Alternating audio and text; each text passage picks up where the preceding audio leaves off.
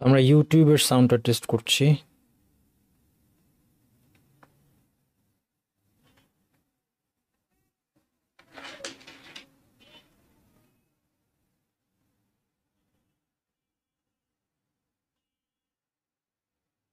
আমরা ইউটিউবের সাউন্ডটা টেস্ট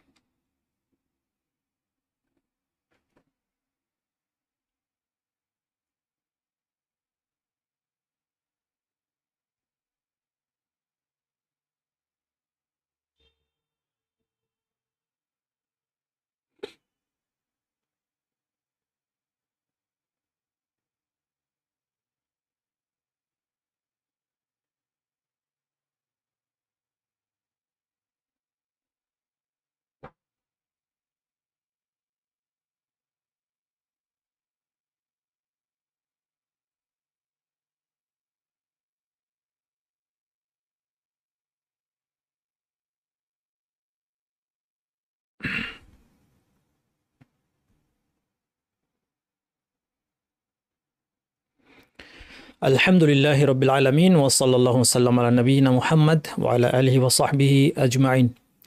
আজকে আমরা নেক আমলের বিভিন্ন দরজা সম্পর্কে 3টে হাদিস আমরা দেখব ইনশাল্লাহ। হাদিসগুলো অত্যন্ত প্রশান্তিদায়ক। এই হাদিসগুলো থেকে আমরা ইসলামের প্রশস্ততার একটা পরিচয় পাবো। আলহামদুলিল্লাহ, ইসলাম সকলের জন্য, সকল শ্রেণী, সকল পেশা, সকল ব্যাকগ্রাউন্ডের মানুষের জন্য ভালো কাজে প্রতিযোগিতা করার অনেক সুযোগ উন্মুক্ত রেখেছে এবং এক্ষেত্রে কারোই পিছিয়ে থাকার বা আফসোস করার কোনো সুযোগ নেই। সম্পদশালী অথবা দরিদ্র, পুরুষ বা নারী, ব্যবসায়ী, কর্মজীবী, যেই হোক, প্রত্যেকেই তার উপযোগী নেক কাজের এবং নফল কাজের কথা বলা হচ্ছে এখানে মূলত, কারণ ফরজ কাজগুলো তো সবার জন্য ফিক্সড। প্রত্যেকেই তার অবস্থা অনুযায়ী নফল ইবাদতের, ফরজের পরে যে নফল ইবাদতের উৎসাহ দেওয়া হয়েছে। গতদিন আলোচনায় ওয়ালির হাদিসের মধ্যে আমরা দেখেছিলাম যে যখন একজন ব্যক্তি ফরজ ইবাদতগুলো ঠিকঠাক মতো আদায় করার পর নফল ইবাদতের মধ্যে প্রতিযোগিতা করতে থাকে, তখন আল্লাহ সুবহানাহু ওয়া তাআলা তাকে বিশেষভাবে ভালোবাসতে শুরু করেন এবং এই ধরনের মানুষরাই হচ্ছেন আল্লাহর ঘনিষ্ঠ। তো আল্লাহর এই নৈকট্য লাভের জন্য যে ভালো কাজগুলোর প্রতিযোগিতা আমরা করব, এর বহু দরজা আছে, সুযোগ আছে, অপরচুনিটি আছে। কারোই আফসোস করার কিছু নাই যে আমি এই কারণে আমি ভালো কাজ করতে পারছি না, এরকম আসলে কারো বলার সুযোগ নেই। বরং প্রত্যেকেই চেষ্টা করে তার জীবনের 24টা ঘন্টা তার সওয়াবের যেই চাকাটাকে চালু রাখতে পারে। এটাই আমাদের জীবনের লক্ষ্য হওয়া উচিত, যে আমাদের জীবনের একটা সেকেন্ডও যেন এরকম না যায়, একটা মিনিটও যেন এমন না যায় যেখানে আমার কোনো না কোনো রিওয়ার্ড হচ্ছে না। আমি এমন কাজই শুধু করতে চাই যেটা আমার জন্য সওয়াবের উৎস হবে। এমনকি অন্যায় কাজের টেম্পটেশনকে দমন করে ধৈর্য ধরে অন্যায় থেকে বিরত থাকা, এই কাজটা করতে থাকাও কিন্তু, অর্থাৎ যাকে এটা করতে হচ্ছে সে বাধ্য হচ্ছে, শয়তান তাকে প্ররোচনা দেয়, তার নফস তাকে প্ররোচনা দেয়। সে যখন নিজের সাথে ফাইট করে আল্লাহ সন্তুষ্টির জন্য, তখনও কন্টিনিউয়াসলি তার সওয়াবের চাকাটা ঘুরছে। আমরা আজকে 3টা হাদিসের মধ্যে ইনশাআল্লাহ অনেক সুন্দর সুন্দর কথা জানবো রাসূলুল্লাহ সাল্লাল্লাহু আলাইহি ওয়াসাল্লাম বাণী থেকে। আপনারা আমার টেলিগ্রাম গ্রুপে অবশ্যই যুক্ত হবেন যারা আজকে নতুন জুমে জয়েন করলেন অথবা ইউটিউবে দেখছেন। এই টেলিগ্রাম গ্রুপে আমরা সব ধরনের অ্যানাউন্সমেন্ট এবং মেটেরিয়ালগুলো শেয়ার করি। নতুন কোর্স আসলে সেখানেই জানতে পারবেন সমস্ত ঘোষণা। info@nasirshahruq.com আপনারা আপনাদের প্রশ্নগুলো পাঠাতে পারেন। এখানে Q&A একটা সেকশন আছে, এখানে লিখতে পারেন। জুম ক্লাসের শেষে আমি সাধারণত সংক্ষিপ্ত প্রশ্নগুলো উত্তর দিই। খুব বড় যেগুলো লম্বা প্রশ্ন অথবা যেগুলো অনেকের কমপ্লিকেটেড সমস্যা থাকে পারিবারিক ইত্যাদি, সেগুলো এখানে উত্তর দেওয়া সম্ভব হয় না, কারণ সেটা পড়তে এবং বুঝতে সময়ের প্রয়োজন। এগুলো আপনারা ইমেল করবেন, এখানে Q&A-তে ছোটোখাটো প্রশ্ন করতে পারবেন। আর আমার ওয়েবসাইট থেকে আপনারা কোর্সগুলো রেজিস্ট্রেশন করে নিয়ে পরীক্ষা দিতে পারবেন। রেজিস্ট্রেশন সংক্রান্ত যে কোনো সমস্যার জন্য আপনারা support@nasirshahruq.com ইমেল করবেন। আর এই যে ইনফো এখানে যে ইমেলটা দেওয়া আছে, এখানে আপনারা আপনাদের ধর্মীয় জিজ্ঞাসাগুলো পাঠাতে পারেন ইনশাল্লাহ। অনেক প্রশ্ন জমে গিয়েছিল, আমি কিন্তু প্রায় সবগুলোর উত্তর দিয়ে ফেলেছি। আর কয়েকটা বাকি আছে, আজকে কালকের মধ্যে শেষ করে ফেলবো। আর কোনো টেবিলে জমে থাকা আর কোনো প্রশ্ন থাকবে না। আমি সবসময় এই টেবিলটা খালি রাখতে পছন্দ করি, কিন্তু টেবিলে কাগজপত্র জমেই যায়। আলহামদুলিল্লাহ, চলেন আজকে আমার মূল আলোচনায় চলে যাই। প্রথম যে হাদিসটা আজকে আমরা দেখব, আন আবি মালিক আল হারিস ইবনে আসিম আল আশআরি রাদিয়াল্লাহু আনহু। এই সাহাবীর নাম হয়তো খুব বেশি আপনারা শুনেন নাই। আসিম আল হারিস ইবনে আসিম ওনার নাম। আশআরি গোত্রের, যেমন আবু মুসা আল আশআরির নাম শুনেছেন আপনারা রাদিয়াল্লাহু আনহু। তো এই সাহাবী আল হারিস ইবনে আসিম তিনি আশআরি গোত্রের একজন সাহাবী। তিনি বলছেন, ক্বালা ক্বালা রাসূলুল্লাহ সাল্লাল্লাহু আলাইহি ওয়াসাল্লাম, রাসূলুল্লাহ সাল্লাল্লাহু আলাইহি ওয়াসাল্লাম বলেছেন, আত-তুহুরু শাতরুল ঈমান, পবিত্রতা হচ্ছে ঈমানের অর্ধেক, পবিত্রতা অর্জন ঈমানের অর্ধেক। ওয়াল হামদুলিল্লাহি তামলাউল মিজান, আলহামদুলিল্লাহ এই বাক্যটা, যেটাকে হামদ বলা হয়, এটা মিজানকে পূর্ণ করে দেয়। আমরা বিশ্বাস করি যে আখিরাতে একটা মিজান আছে, কিয়ামতের দিন একটা মিজান আছে, যেই মিজানের অর্থ হচ্ছে পাল্লা। এই পাল্লায় আল্লাহ আমলের ওজন করবেন। কীভাবে করবেন আল্লাহ ভালো জানেন, এটা আশ্চর্য হওয়ার কিছু নেই। ইন্নাল্লাহ আলা কুল্লি শাইইন কাদির, আল্লাহ তাআলা সব কিছু করতে সক্ষম, কাজে আল্লাহ আমলের ওজন করবেন। কোনো কোনো বর্ণনায় পাওয়া যায় আমলকারীকে পাল্লায় রাখা হবে, আমলকারীকেই পাল্লায় রাখা হবে। কোনো কোনো বর্ণনায় পাওয়া যায় আমলের যে রেকর্ডটা, আমলনামাটা পাল্লায় রাখা হবে। কোনো কোনো বর্ণনায় পাওয়া যায় আমল পাল্লায় রাখা হবে। সবগুলোই সঠিক হতে কোনো বাধা নেই। যাই হোক, আলহামদুলিল্লাহ এই বাক্যটা এই মিজানকে পরিপূর্ণ করে, তাহলে মিজানে অত্যন্ত ভারী একটা বাক্য আলহামদুলিল্লাহ। ওয়া সুবহানাল্লাহি ওয়াল হামদুলিল্লাহি তামলাআনি আও তামলাউ মা বাইনাস সামাওয়াতি ওয়াল আরদ। আর যদি সুবহানাল্লাহ, যাকে বলা হয় তাসবিহ, তাসবিহ আল্লাহর পবিত্রতা ঘোষণা, সুবহানাল্লাহ ওয়াল হামদুলিল্লাহ এবং হামদ, তাসবিহ এবং হামদ পবিত্রতা ঘোষণা এবং আল্লাহ সুবহানাহু ওয়া তাআলার প্রশংসা, এই দুটা যদি একসাথে পড়া হয় তাহলে এই দুটা আসমান জমিনের মধ্যবর্তী পুরো স্থান পরিপূর্ণ করে দেয় এর সওয়াবের দ্বারা। বর্ণনাকারী বলেছেন তামলাআনি অথবা আও তামলাউ, দুটাই অথবা যে কোনো একটা। বর্ণনাকারীর হয়তো সন্দেহ হয়েছে, যেহেতু হাদিস বর্ণনাকারী খুব সতর্ক থাকতেন হাদিস বর্ণনার ক্ষেত্রে, তাদের সন্দেহ হলে তারা সেটা প্রকাশ করে দিতেন যে আমি এখানে এই শব্দের ব্যাপারে সন্দিহান। আমরা যেটা করি সেটা হচ্ছে সন্দেহ থাকলে এটাকে চেপে যাওয়ার চেষ্টা করি, আমাদের অজ্ঞতা যেন প্রকাশ না পায়, আমরা আমাদের অজ্ঞতা ঢেকে রাখার চেষ্টা করি। কিন্তু হাদিস বর্ণনাকারীরা যেন নবী সাল্লাল্লাহু আলাইহি ওয়াসাল্লাম হাদিসের মধ্যে কোনো ধরনের ভুল তার মাধ্যমে ঢুকতে না পারে, সেই জন্য তারা সন্দেহ হওয়া মাত্র এটা বলে দিচ্ছেন যে তামলাআনি আও তামলাউ, কোনটা বলেছেন আমি নিশ্চিত না, তাহলে পরবর্তী অন্যরা এটা যাচাই করে নিবে। সুবহানাল্লাহি ওয়াল হামদুলিল্লাহি, তাহলে এই দুটা বাক্য আসমান জমিনের মধ্যবর্তী সব কিছুকে পরিপূর্ণ করে দেয়। ওয়াসসালাতু নূর, সালাত হচ্ছে আলো, সাদাকাতু বুরহান, সাদাকা হচ্ছে প্রমাণ, দান করা, আল্লাহর রাস্তায় সাদাকা করা, এটা যারা সাদাকা করে তাদের ঈমানের প্রমাণ। কারণ সম্পদ মানুষের প্রিয় জিনিস, সম্পদ মানুষের প্রিয় জিনিসটা একমাত্র প্রকৃত ঈমানদার দান করতে পারে, বিশেষত যখন সে গোপনে দান করে, কেউ জানে না। ওয়াসসাবরু দুয়া, সবর হচ্ছে দীপ্তি, ধৈর্য দীপ্তি, আলো, উজ্জ্বল আলো। দুইয়া ওয়াল কোরআন হুজ্জাতুন লাকা ওয়া আলাইক, কোরআন তোমার পক্ষে বা বিপক্ষে প্রমাণ হবে। কুল্লু নাস ইয়াগদু ফাবাইউন নাফসাহ ফামুতিকুহা আও মুবিকুহা, প্রত্যেক ব্যক্তি ভোরে বের হয়ে নিজেকে বিক্রি করে, কেউ নিজেকে মুক্তি দেয়, আবার কেউ নিজেকে ধ্বংস করে। পবিত্রতা ইমানের অর্ধেক, প্রথম যে বাক্য আত-তুহুরু শাতরুল ঈমান, এর অর্থ কি?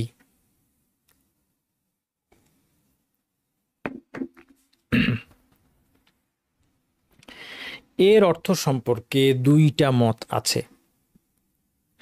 প্রথম মত হচ্ছে এখানে পবিত্রতা বলতে বিশ্বাস, কথা এবং কাজ এই সব কিছুকে নিষিদ্ধ বিষয় থেকে মুক্ত রাখাকে বোঝানো হচ্ছে।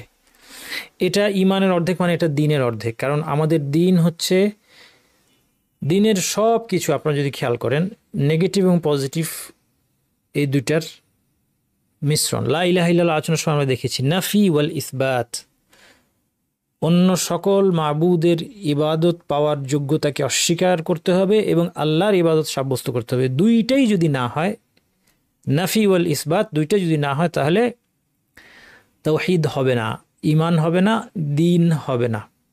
তাহলে তাখলিয়া ওয়া তাহলিয়া, অন্যভাবে আলেমরা বলেন তাখলিয়া। তাখলিয়া মানে খালি হওয়া। আগে আপনি জামাটা ময়লা থেকে পরিষ্কার করবেন, তারপর সেখানে সুগন্ধি লাগাবেন। তাখলিয়া হচ্ছে ময়লা মুক্ত করতে হবে, খালি করতে হবে সমস্ত নিষিদ্ধ বস্তু, সমস্ত ভ্রান্ত বিশ্বাস। যদি বিশ্বাসের ক্ষেত্রে আসে, সমস্ত ভ্রান্ত আকিদা, বিশ্বাস থেকে অন্তরকে পরিচ্ছন্ন করতে হবে। কথার ক্ষেত্রে নিষিদ্ধ কথা থেকে জিহ্বাকে পরিচ্ছন্ন করতে হবে। অঙ্গ প্রত্যঙ্গ নিষিদ্ধ কাজ থেকে পরিচ্ছন্ন করতে হবে এবং তার পাশাপাশি সঠিক আকিদা অন্তর রাখতে হবে। মুখের কথা ঠিক হবে, যেগুলো ইবাদত, কোরআন তেলাওয়াত, আল্লাহর প্রশংসা, তাসবিহ, তাহমিদ, তাহলিল, এগুলো থাকবে। অঙ্গ প্রত্যঙ্গের মধ্যে সালাত এবং অন্যান্য ইবাদত, যাকাত, হজ এবং অন্যান্য যা যা আছে এগুলো আসবে। তাখলিয়ার সাথে তাহলিয়া পাশাপাশি থাকতে হবে, অর্থাৎ সমস্ত নেগেটিভ কোয়ালিটি থেকে মুক্ত হতে হবে এবং পজিটিভ কোয়ালিটিগুলো, যা কিছু আদেশ নিষেধ করা হচ্ছে এখান থেকে মুক্ত হতে হবে, যা কিছু আদেশ দেওয়া হচ্ছে সেগুলো করতে হবে। এই জন্য পবিত্রতা এখানে কি অর্থে? পবিত্রতা শব্দটা খুব খুব সুন্দর না বাংলায় আর কি, মানে অর্থটা পুরোপুরি বোঝা যায় না। পবিত্রতা বলতে মনে হয় যে ময়লার কথা বলা হচ্ছে। মোট কথা সমস্ত নিষিদ্ধ বিষয় থেকে মুক্ত হওয়া, এটাকে এখানে পবিত্রতা বলা হচ্ছে। এবং এটা ইমানের অর্ধেক, অর্থাৎ দ্বীনের অর্ধেক। এটা হচ্ছে পবিত্রতা, ইমান, তুহুর শাতরুল ইমান, এই বাক্যের একটা অর্থ। বাক্যের দ্বিতীয় অর্থ হচ্ছে এখানে সালাতের জন্য দৈহিক পবিত্রতাকে বোঝানো হচ্ছে, যেটা অজু অথবা গোসলের মাধ্যমে অর্জিত হয়, অথবা পোশাকে নাপাকি থাকলে ধুয়ে ফেলতে হবে, নামাজের জায়গায় নাপাকি থাকলে ইত্যাদি, এটাকে বোঝানো হচ্ছে। সেই ক্ষেত্রে ইমান অর্থ হচ্ছে সালাত। এই অর্থে গেলে বলতে হবে যে এটা হচ্ছে সালাতের অর্ধেক বলা হচ্ছে। ইমান, সালাতকে আল্লাহ ইমান বলেছেন, সালাতকে আল কোরআনে আল্লাহ ইমান বলেছেন। নবী মুহাম্মদ সাল্লাল্লাহু আলাইহি ওয়াসাল্লাম প্রথম কিবলা ছিল কোনটা? বাইতুল মাকদিসের দিকে নামাজ পড়তো মুসলিমরা। মদিনায় হিজরত করে চলে আসার পরে 16-17 মাস পরে কিবলা পরিবর্তন করে মক্কা বানিয়ে দেওয়া হলো। এখন সবাই কিবলা পরিবর্তন করে মক্কার দিকে সালাত আদায় করতে শুরু করলেন। এই অবস্থায় কিছু লোক, ইসলামের শত্রুরা বলা বলি করলো, অথবা মুসলিমরা দুশ্চিন্তায় পড়ে গেল যে এতদিন যারা বাইতুল মাকদিসের দিকে সালাত আদায় করেছে এবং এই অবস্থায় মারা গিয়েছে, তাদের কি হবে? আল্লাহ তাআলা কোরআন নাযিল করেন, ওমা কানা আল্লাহু লিইউদিআ ঈমানাকুম, আল্লাহ তোমাদের ঈমানকে বৃথা যেতে দেবেন না। অর্থাৎ এখানে এই সালাতের কথা বলা হচ্ছে। এই সালাত আল্লাহ বৃথা যেতে দেবেন না। সালাতকে ঈমান নামকরণ করা হচ্ছে এখানে। তার কারণ হচ্ছে সালাত ঈমানের একটা মূল কাজ, ঈমানের একটা লক্ষণ, এবং ঈমানের কারণেই তারা সালাত আদায় করেছিল বাইতুল মাকদিস দিয়ে, কারণ সেটাই তখনকার আদেশ ছিল। এই জন্য এখানে এই বাক্যটা আত-তুহুরু শাতরুল ঈমান এর দ্বিতীয় ব্যাখ্যা কি? দ্বিতীয় ব্যাখ্যা হচ্ছে এখানে অজু, গোসল ইত্যাদি দৈহিক পবিত্রতার কথা বলা হচ্ছে। ঈমান বলতে সালাতকে বোঝানো হচ্ছে। অজু, গোসল, পবিত্রতা সালাতের অর্ধেক কেন? আলেমরা বলছেন কারণ এটা হচ্ছে সালাতের দুইটা কাজ। একটা কাজ হচ্ছে সালাত যদি ঠিক হতে হয়, বিশুদ্ধ হতে হয়, সালাতের আগের কিছু কাজ আছে যেগুলো শর্ত, আর সালাতের মাঝখানে কিছু কাজ আছে। তাহলে সালাতের আগের যে কাজগুলো, সেই কাজগুলোর রিপ্রেজেন্টেটিভ হচ্ছে অজু, গোসল, এইগুলো পবিত্রতা অর্জন। এছাড়া অন্যান্য কাজও আছে, যেমন সতর ঢাকা, ওয়াক্ত হওয়া ইত্যাদি, কিন্তু এর মধ্যে সবগুলো প্রতিনিধিত্ব করে কে? অজু এর প্রতিনিধিত্ব করছে। পবিত্রতা অর্জন এর প্রতিনিধিত্ব করছে, এই জন্য একে অর্ধেক বলা হয়েছে। আবার কেউ কেউ বলেছেন যে এই কারণে অর্ধেক বলা হলো যে এই উদুর মাধ্যমে গুনাহ মাফ হবে, সলাতের মাধ্যমে গুনাহ মাফ হয়, দুইটা মিলে একজন মুসলিমের গুনাহগুলোকে মুছে দেয়, ধুয়ে দেয়। এর মধ্যে অর্ধেক কাজটা হয় উদুর মাধ্যমে, বাকি অর্ধেকটা হয় সলাতের মাধ্যমে। তাহলে এই দুইটা ব্যাখ্যা আপনাদের সামনে এখানে নিয়ে আসলাম। প্রথমটা হচ্ছে ভ্রান্ত বিশ্বাস, অন্যায় কথা ও কাজ থেকে পবিত্র হওয়া ঈমানের অর্ধেক। আর দ্বিতীয় অর্থ হতে পারে সলাতের জন্য পবিত্রতা অর্জন, সলাতের অর্ধেক। এরপরে আমরা দেখেছি যে তাসবিহ, সুবহানাল্লাহ বলা এবং আলহামদুলিল্লাহ বলা এত ফজিলতপূর্ণ কেন? কারণ তাসবিহ যেটা সুবহানাল্লাহর মধ্যে, এই তাসবিহ এবং হামদের মধ্যে সমস্ত ইসলামী আকীদা অন্তর্নিহিত আছে। আল্লাহ সম্পর্কে আমরা যা কিছু বিশ্বাস করি এর সামারি নিহিত আছে এই তাসবিহ এবং হামদের মধ্যে।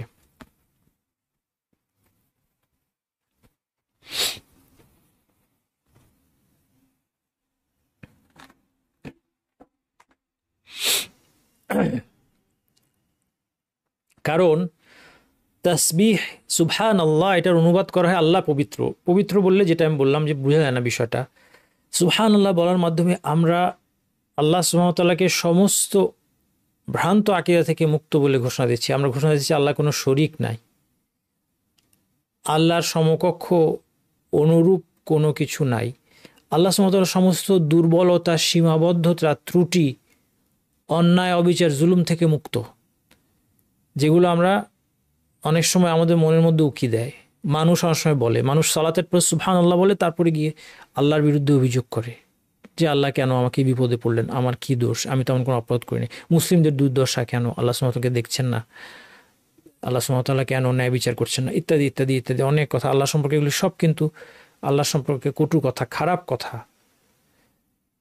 এগুলো আমরা মুখে না বললে আমাদের অন্তরে আসে। আমাদের অন্তরে আল্লাহ সুবহানাহু ওয়া তাআলা সম্পর্কে অনেক ভ্রান্ত আকীদা, বিশ্বাস, অনেক কিছু আমাদের অন্তরের মধ্যে আছে। এই সব কিছু থেকে আল্লাহ সুবহানাহু ওয়া তাআলাকে পবিত্র ঘোষণা করা। আল্লাহ সুবহানাহু ওয়া তাআলা একক, তার কোনো শরীক নাই, তিনি একমাত্র ইবাদতের যোগ্য, আর কেউ ইবাদত পেতে পারে না, এবং তিনি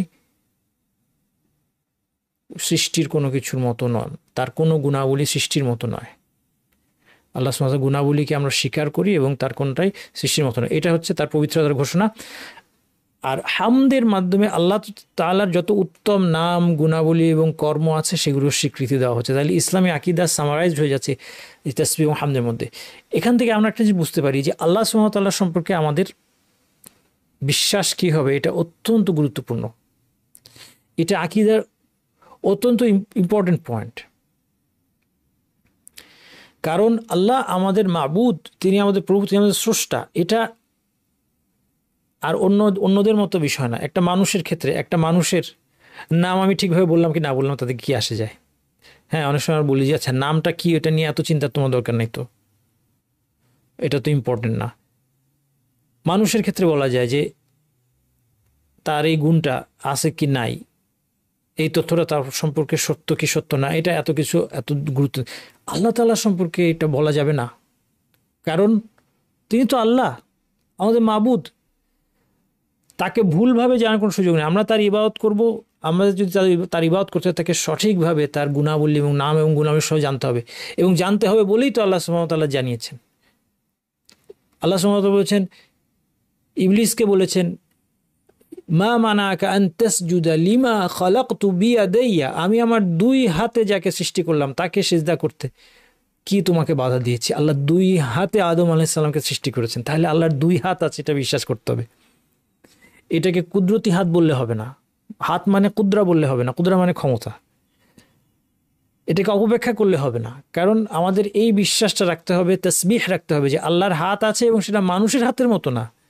হাত থাকা মানে এটা আমাদের মতো অঙ্গ হইতে হবে, মানুষের মতো, মানুষের হাতের মতো কিছু হইতে হবে এমন না।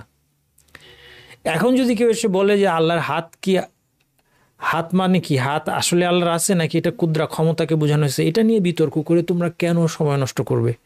এখন মুসলিমদের কত বড় বড় সমস্যা চলতেছে, পলিটিক্যাল সমস্যা আছে, যুদ্ধ বিগ্রহ লেগে আছে, বড় বড় মুসিবত আছে, তুমি এই সামান্য জিনিস নিয়ে না ভাই, আমার এটা সামান্য না, এটা আল্লাহর বৈশিষ্ট্য নিয়ে আমরা কথা বলছি। আল্লাহ সুবহানাহু ওয়া তাআলা তার দুই হাতের কথা উল্লেখ করার পরে একাধিক জায়গায় কোরআন এবং হাদিসে 2 হাতের কথা উল্লেখ করার পরে কেউ যদি বলে যে আল্লাহ সুবহানাহু ওয়া তাআলা হাত মানে আসলে তার হাত না, হাত মানে তার নিয়ামত, হাত মানে কুদরতি হাত, আল্লাহর হাত, চেহারা, এই বৈশিষ্ট্যগুলোকে যদি অস্বীকার করে এই দাবিতে যে এগুলো স্বীকার করলে সৃষ্টির সাথে তাকে তুলনা করা হয়, এই ধারণাটাই ভুল। সেই একই ব্যক্তি, আপনি কিন্তু স্বীকার করছেন যে আল্লাহ দেখেন, সৃষ্টিও দেখে, একটা ক্যামেরাও দেখে, আমিও দেখি চোখ দিয়ে, দুইটা একদম আলাদা। আল্লাহও দেখেন, সেটা সম্পূর্ণ আলাদা, কিন্তু দেখেন, কোনো সন্দেহ নাই। আল্লাহ শোনেন, আমরাও শুনি। একটা মাইক্রোফোনও সাউন্ড পিক করে, মাইক্রোফোনও লিসেন করে, শোনে, কিন্তু এই শোনাগুলো এক না। এটা হচ্ছে আল্লাহর তাসবিহ। কারণ আল্লাহ স্বীকারও করতে হবে আল্লাহ শোনেন, সেই সাথে তাসবিহ, হামদ এবং তাসবিহ দুইটা পাশাপাশি থাকতে হবে। তাইলে এটা যে গুরুত্বপূর্ণ না, এটা আমি বলে দিলে হবে না। ইসলামের মধ্যে কোনটা বেশি গুরুত্বপূর্ণ এটাও আল্লাহর রসুল ডিসাইড করবেন। যদি আল্লাহর হাত মানে হাত না হতো, আল্লাহর যদি চেহারা না থাকতো, আল্লাহ হাত না থাকতো, হাত মানে হাত না, সবচেয়ে আগে রাসূলুল্লাহ সাল্লাল্লাহু আলাইহি সাল্লাম বলতেন যে সাবধান, এই যে হাত, আল্লাহর হাতের কথা তোমরা পেয়েছো, এটা কিন্তু হাত না, এটার মানে কিন্তু অন্য কিছু। সাহাবীরা বলতেন, তারা যখন চুপ থেকেছেন, এইটাই প্রমাণ করে যে বাহ্যিক অর্থটাই আমাদেরকে নিতে হবে। এবং 2 হাত, কারণ 2 ক্ষমতার কোনো অর্থ হয় না। যাকে আমি আমার 2 ক্ষমতা দিয়ে সৃষ্টি করেছি, এটা কোনো অর্থ হয় না। যুক্তিকে ব্যবহার করলেও খুব পরিষ্কার, ভাষার জ্ঞান ব্যবহার করলেও খুব পরিষ্কার। 2টা হাতের কথা বলেছেন আল্লাহ তাআলা।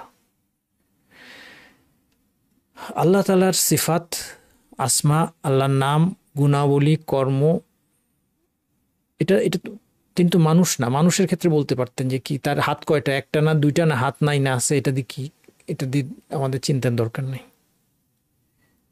আরো গুরুত্বপূর্ণ বিষয় আছে, আল্লাহর ক্ষেত্রে বলা যাবে না। আল্লাহ সুবহানাহু ওয়া তাআলার ক্ষেত্রে তার যে সমস্ত নাম, গুণাবলী, কর্ম সাব্যস্ত হয়েছে, এই সব সহ তাকে স্বীকার করা, এটা সবচেয়ে গুরুত্ব। এটা আমাদের দ্বীনের ফাউন্ডেশন। আল্লাহকে চেনা হচ্ছে দ্বীনের ফাউন্ডেশন। কারণ এই চেনার ভিত্তিতে আমরা আল্লাহর ইবাদত করব। আর ইবাদতের জন্যই মানুষকে সৃষ্টি করা হয়েছে। ইবাদত হচ্ছে মূল লক্ষ্য। আর এটা যে গুরুত্বপূর্ণ, এটা এখন আপনি বুঝতে পারবেন, আপনি এখন মিলাতে পারবেন যে তাসবিহ আর হামদের এত ফজিলত কেন, এত সুবহানাল্লাহ আলহামদুলিল্লাহ কত সহজ বলা। এটা এত ফজিলতপূর্ণ হচ্ছে, এটার ভিতরে কি অর্থ লুকিয়ে আছে সেটার জন্য। আল্লাহর পরিচয়ের সামারি আছে এই সুবহানাল্লাহ এবং আলহামদুলিল্লাহর মধ্যে। এই জন্য সুবহানাল্লাহি ওয়া বিহামদিহি 100 বার পড়লে কি হয়, আল্লাহর তাসবিহ সহকারে, হামদ সহকারে আল্লাহর তাসবিহ, হামদ সহ আল্লাহর তাসবিহ করছি আমি, আল্লাহর পবিত্রতা ঘোষণা করছি, তার প্রশংসা সহ, অর্থাৎ তার সকল নাম গুণাবলী, উত্তম নাম গুণাবলী, কর্মের স্বীকৃতি দেওয়ার সাথে সাথে তারকে সমস্ত সীমাবদ্ধতা থেকে আমরা, শরীক সীমাবদ্ধ ত্রুটি থেকে মুক্ত ঘোষণা করছি। 100 বার সুবহানাল্লাহ হামদি পড়লে যে পড়ে, তার সমুদ্রের ফেনারাশির সমপরিমাণ গুনাহ থাকলেও মাফ হয়ে যাবে। কেন? তাসবিহ এবং হামদ আসমান জমিনের মাঝখানের সমস্ত জায়গা এর সওয়াবে ভর্তি হয়ে যায়। কেন? এই কারণে। এই জন্য আমাদেরকে এখন থেকে এটা বুঝে পড়ার চেষ্টা করতে হবে।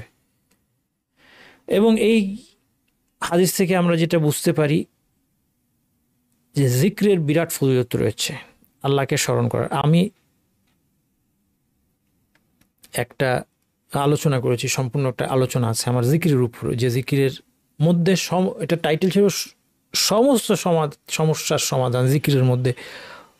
এটা সহজ, আমাদের হাতের সামনে আছে, অথচ আমরা এর ব্যাপারে অমনোযোগী। শুধুমাত্র জিক্রের মাধ্যমে সব কিছুর সমাধান আছে। এটা নিয়ে দীর্ঘ আপনার সিরিজ আলোচনা করা যাবে, জিক্রের যে কত উপকারিতা এবং কিভাবে সেটা আমাদের সমস্ত সমাধান নিয়ে আসবে। এবং এটা অথচ এটা সহজ, জিকির করা সহজ। আর যদি আর কোনো ফজিলত নাও থাকতো, এই যেটা লেখা আছে আপনাদের সামনে স্ক্রিনে, এটাও আমাদের যথেষ্ট হতো। ফাযকুরুনি আযকুরকুম, আল্লাহ বলছেন তোমরা আমাকে স্মরণ করো, আল্লাহ আমাদেরকে স্মরণ করবেন। হাদিসে এসেছে ইন যাকারানি ফি নাফসি যাকারতুহু ফি নাফসি, সে যদি নিজে মনে মনে আমাকে স্মরণ করে, আমি আমার নিজের কাছে তাকে স্মরণ করি। ইন যাকারানি ফি মালাইন, একটা জমায়েতের মধ্যে যদি স্মরণ করে, যাকারতুহু ফি মালাইন খায়রিম মিনহুম, তাদের চেয়ে উত্তম সমাবেশে আমি তাদেরকে স্মরণ করি। আমরা আশা করি আমাদের আজকে এই যে আলোচনা, যতক্ষণ আমি কোরআন হাদিস নিয়ে আমরা বিশুদ্ধ আলোচনা করব, এটা একটা সমাবেশে আল্লাহকে স্মরণ করার মতো, এবং আশা করি আল্লাহ আমাদেরকে আরও উত্তম মজলিসে, সমাবেশে আমাদেরকে স্মরণ করবেন। জিকিরের মাধ্যমে জাগতিক কাজ যেগুলো মানুষের নিজের প্রয়োজনে করে, এই কাজ করে সে দ্বীনি বেনিফিট লাভ করতে পারে। মান আকালা তাআমান ফাকালা আলহামদুলিল্লাহি লিযী আতআমানি হাযা ওয়া রাযাকানি মিন গায়রি হাওলি মিন্নি ওয়ালা কুওয়া। আপনাদের অনেকে মুখস্থ আছে এটা দোয়া, খাবারের পরের যেটা পড়তে হয় বা পড়া উত্তম। সমস্ত প্রশংসা ওই আল্লাহর জন্য যিনি আমার কোনো শক্তি সামর্থ্য ছাড়াই আমাকে খাদ্য খাইয়েছে এবং রিজিক হিসেবে আমাকে দিয়েছেন। গুফির লাহু মা তাকাদ্দাম মিন যামবি, তার অতীতের গুনাহ মাফ করে দেওয়া হয়। কত বড় ফজিলত! আপনি খাচ্ছেন আপনার প্রয়োজনে, এরপর আপনি এই জিকির, আল্লাহকে স্মরণ, খাওয়ার সাথে সাথে আল্লাহকে স্মরণ, আল্লাহর দেওয়া খাদ্য, আল্লাহর দেওয়া রিজিক থেকে খেয়ে আল্লাহকে স্মরণ করা আল্লাহ সুবহানাহু ওয়া তাআলার কাছে এত পছন্দনীয় যে অতীতের সমস্ত গুনাহ মাফ করে দেওয়া হয়। সেই জন্য আমাদেরকে খুঁজতে হবে আসলে আল্লাহ কি পছন্দ করেন, আমার যুক্তি কি বলে সেটা না। আমি যদি চিন্তা করি, আমি অনেক জটিল করে ফেলতে পারি। যে আমার জন্য মনে হয় মানুষ যখন জ্ঞান ছাড়া আল্লাহকে সন্তুষ্ট করার চেষ্টা করে, সে জীবনকে নিজের জন্য জটিল বানিয়ে ফেলে।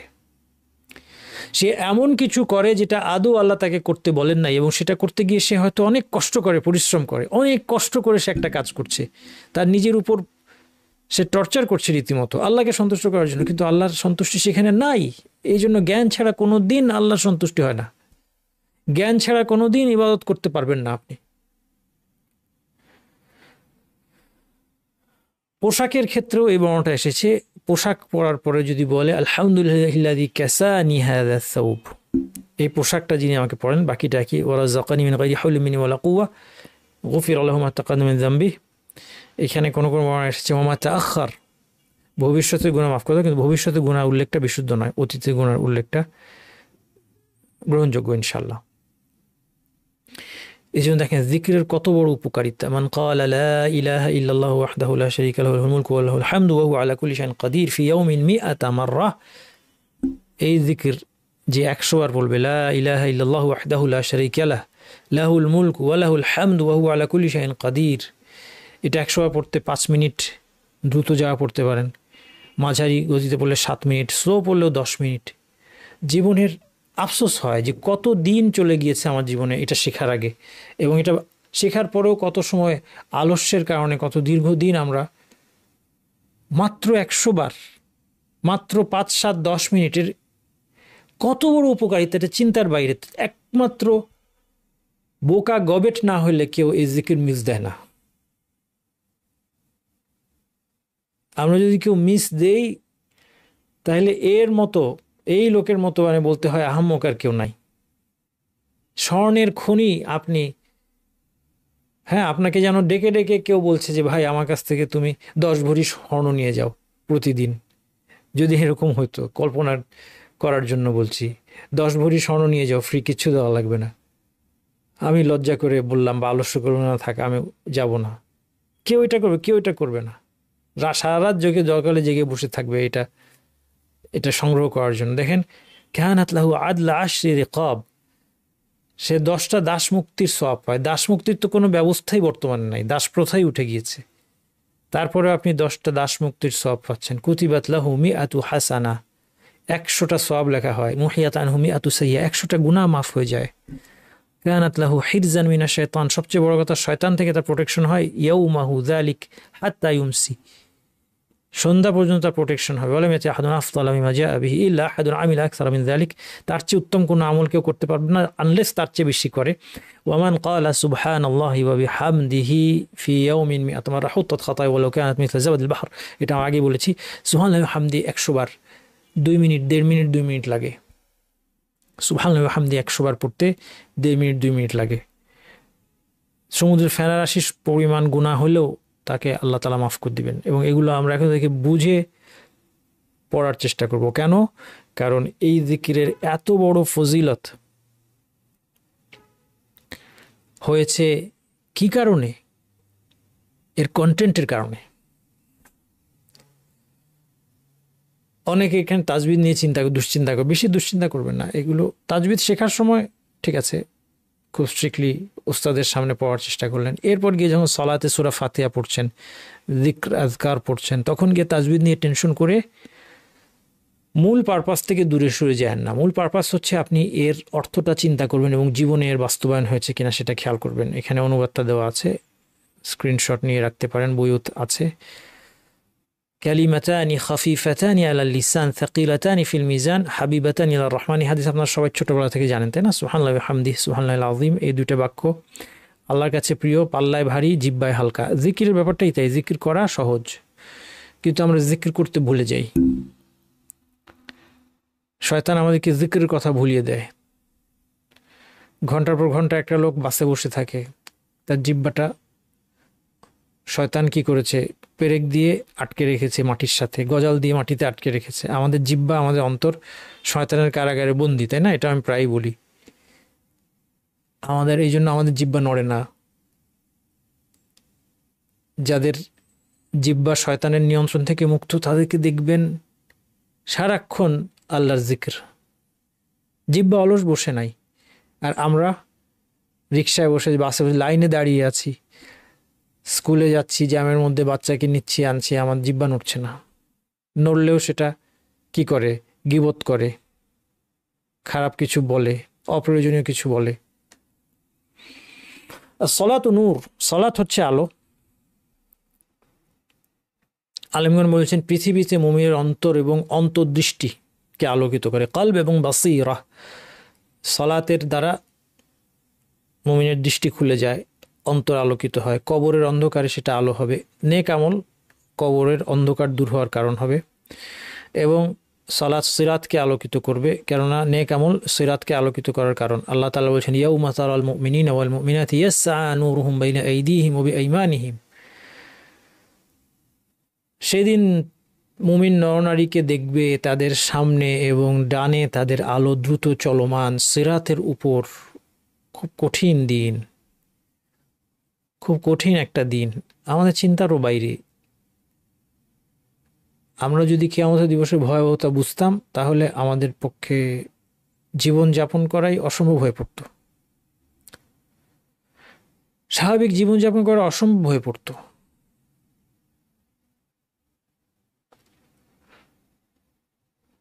আমরা যখন শুধু মৃত্যু কষ্টের, আপনি যদি আর সব কিছু বাদ দেন, মৃত্যুর দিনটার কথা যদি আপনি চিন্তা করেন, যে মৃত্যুর দিন কি ঘটনাগুলো ঘটবে একের পর এক,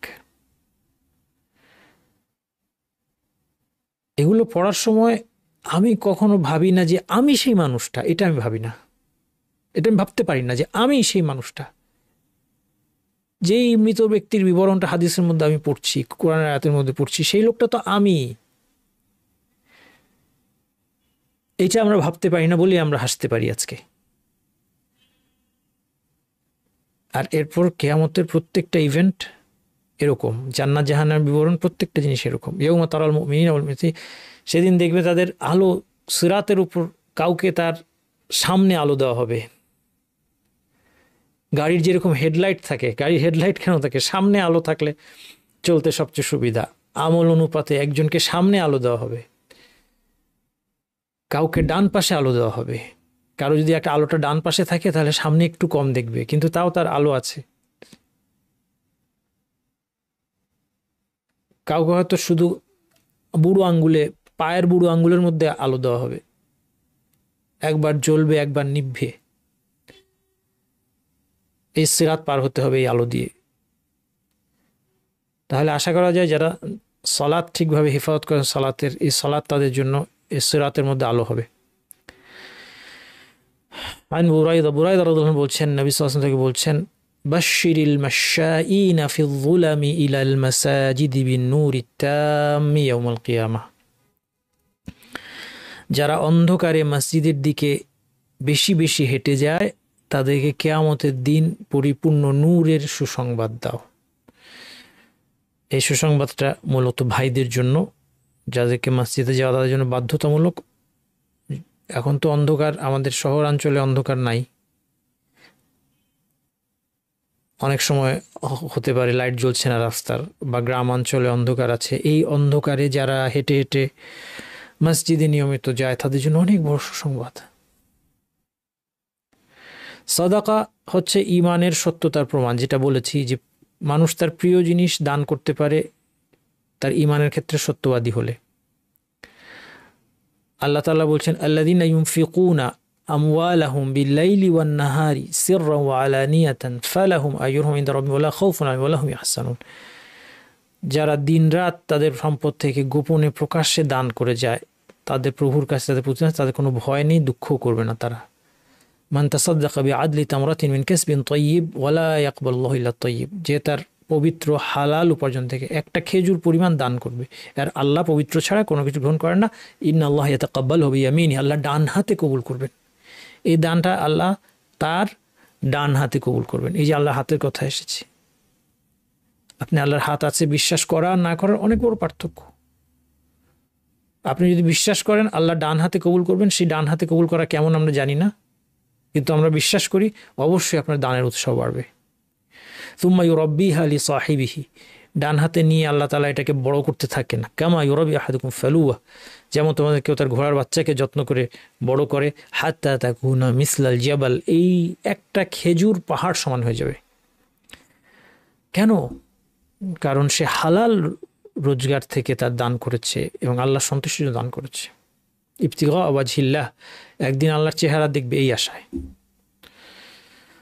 ধৈর্যকে দুইয়া বলা হচ্ছে, আসসাবরু দুইয়া। দুইয়া হচ্ছে এমন আলো যেটার মধ্যে কিছুটা উত্তাপ আছে। এখানে ইঙ্গিত দেওয়া হচ্ছে যে ধৈর্যের মধ্যে একটা হিট আছে, এটা কষ্ট, ধৈর্যটা কষ্টকর, কিন্তু ধৈর্যটা আবশ্যক। আল্লাহ সুবহানাহু ওয়া তাআলা সন্তুষ্টি অর্জন ধৈর্য ছাড়া সম্ভব না। জান্নাতু আদনি ইয়াদখুলুনাহা ওয়া মান সালাহা মিন আবাইহিম ওয়া আজওয়াজিহিম ওয়া যুররিয়াতিহিম, তারা জান্নাতে প্রবেশ করবে, চিরস্থায়ী জান্নাতে, তারা এবং তাদের সন্তান, স্ত্রী, মা বাবা। ওয়াল মালাইকাতু ইয়াদখুলুনা আলাইহিম মিন কুল্লি বাব, ফেরেশতারা সমস্ত দরজা দিয়ে প্রবেশ করবে। কি বলবে? সালামুন আলাইকুম বিমা সাবারতুম, আজকে তোমাদের নিরাপত্তা কেন? তোমরা ধৈর্য ধারণ করেছিলে এই জন্য। ধৈর্য তিন প্রকার। আল্লাহর আদেশ পালনের ক্ষেত্রে ধৈর্য। আমরা যদি আমি মনে করি আমি প্র্যাকটিসিং, কিন্তু আমরা যদি আমাদের ধৈর্য কতটুকু আমরা বুঝতে পারবো আমরা যখন আমাদের গ্রাফ পেপারে যদি আমাদের সালাতটাকে আমরা প্লট করি, আমরা 5 ওয়াক্ত সালাত নিয়মিত গত 10 বছর কিভাবে আদায় করেছি, কনসিস্টেন্টলি কতটা ধৈর্যের সাথে প্রত্যেক সালাতে সুন্দর করে উজু করে, মসজিদ হলে প্রথম কাতারে, বাসায় যারা মা বোনেরা প্রথম আউয়াল ওয়াক্তে মনোযোগ সহকারে, কতটা সুন্দর ছিল। আপনি গ্রাফ আঁকেন 5 বছরে, ওই যে স্ট্যাটিস্টিক্স দেখায় না, টাকার দাম কত কমলো, ডলারের দাম কত বাড়লো, আপনার আমাদের সালাদটা কি অবস্থা দেখেন। আল্লাহর আদেশ পালনের ক্ষেত্রে ধৈর্য খুব জরুরি। প্রতিদিন ধৈর্যের সাথে তাহাজ্জুদ হয়তো আমরা একদিন পড়তে পারলে খুব খুশি হয়ে যাই। কে আছেন যে গত 10 বছর ধরে নিয়মিত আপনি তাহাজ্জুদ পড়েছেন ধৈর্য ধরে, প্রত্যেক রাতে বা অলমোস্ট প্রত্যেক রাতে? নিষিদ্ধ বিষয় থেকে বেঁচে থাকার ক্ষেত্রে ধৈর্যের দরকার। হারাম থেকে বেঁচে থাকলাম একবার দুইবার, তারপরে আবার পদস্খলন, একটা হারাম থেকে বাঁচি কিন্তু আরো 2টা হারামের মধ্যে চলে যাই। এখানে ধৈর্যের পরীক্ষা। আর বিপদ আপদে ধৈর্য তো আছে। তাহলে ধৈর্য খুব ইম্পর্টেন্ট একটা জিনিস। এবং ধৈর্য বলতে সাধারণত মানুষ শুধু বিপদেরটা বুঝে, কিন্তু ওই দুটা কিন্তু আরো বেশি গুরুত্বপূর্ণ বললেও অতিরঞ্জন হবে না। কারণ অনেক সময় বিপদে একটা মানুষের কিছু করার থাকে না ধৈর্য ধরা ছাড়া, কিন্তু আদেশ পালন, নিষেধ থেকে বেঁচে থাকা অনেক ব্যাপক ধৈর্যের প্রয়োজন হতে পারে। কোরআন আমার পক্ষে না বিপক্ষে দলিল? আজকে কোরআন আল্লাহ রাসূল বলছেন যে হুজ্জাতুন লাকা আও আলাইকা, পক্ষে অথবা বিপক্ষে। দেখেন তো আমাদের পক্ষে না বিপক্ষে। দেখেন আবু শামা আল মাকদিসি, তিনি 7ম হিজরির একজন আলেম, তিনি যে কথাগুলো বলছেন দেখেন তো আমাদের সাথে মিলে কিনা। 7ম হিজরিতে তিনি কথাগুলো বলছেন, সেই সময়কার কথা। তিনি একজন শাফি মাযহাবের একজন আলেম ছিলেন, মুহাদ্দিস, ফকিহ, মুআররিখ, ইতিহাসবিদ, মুহাদ্দিস ছিলেন, ফকিহ ছিলেন। তিনি বলছেন লাম ইয়াবকা লিমু'যামি মান ইয়াতলুবুল কুরআন আল আজিজ হিম্মাতান। তিনি বলছেন যে বেশিরভাগ যারা কোরআনের জ্ঞানের অন্বেষণ করছে তাদের একমাত্র চিন্তা কি?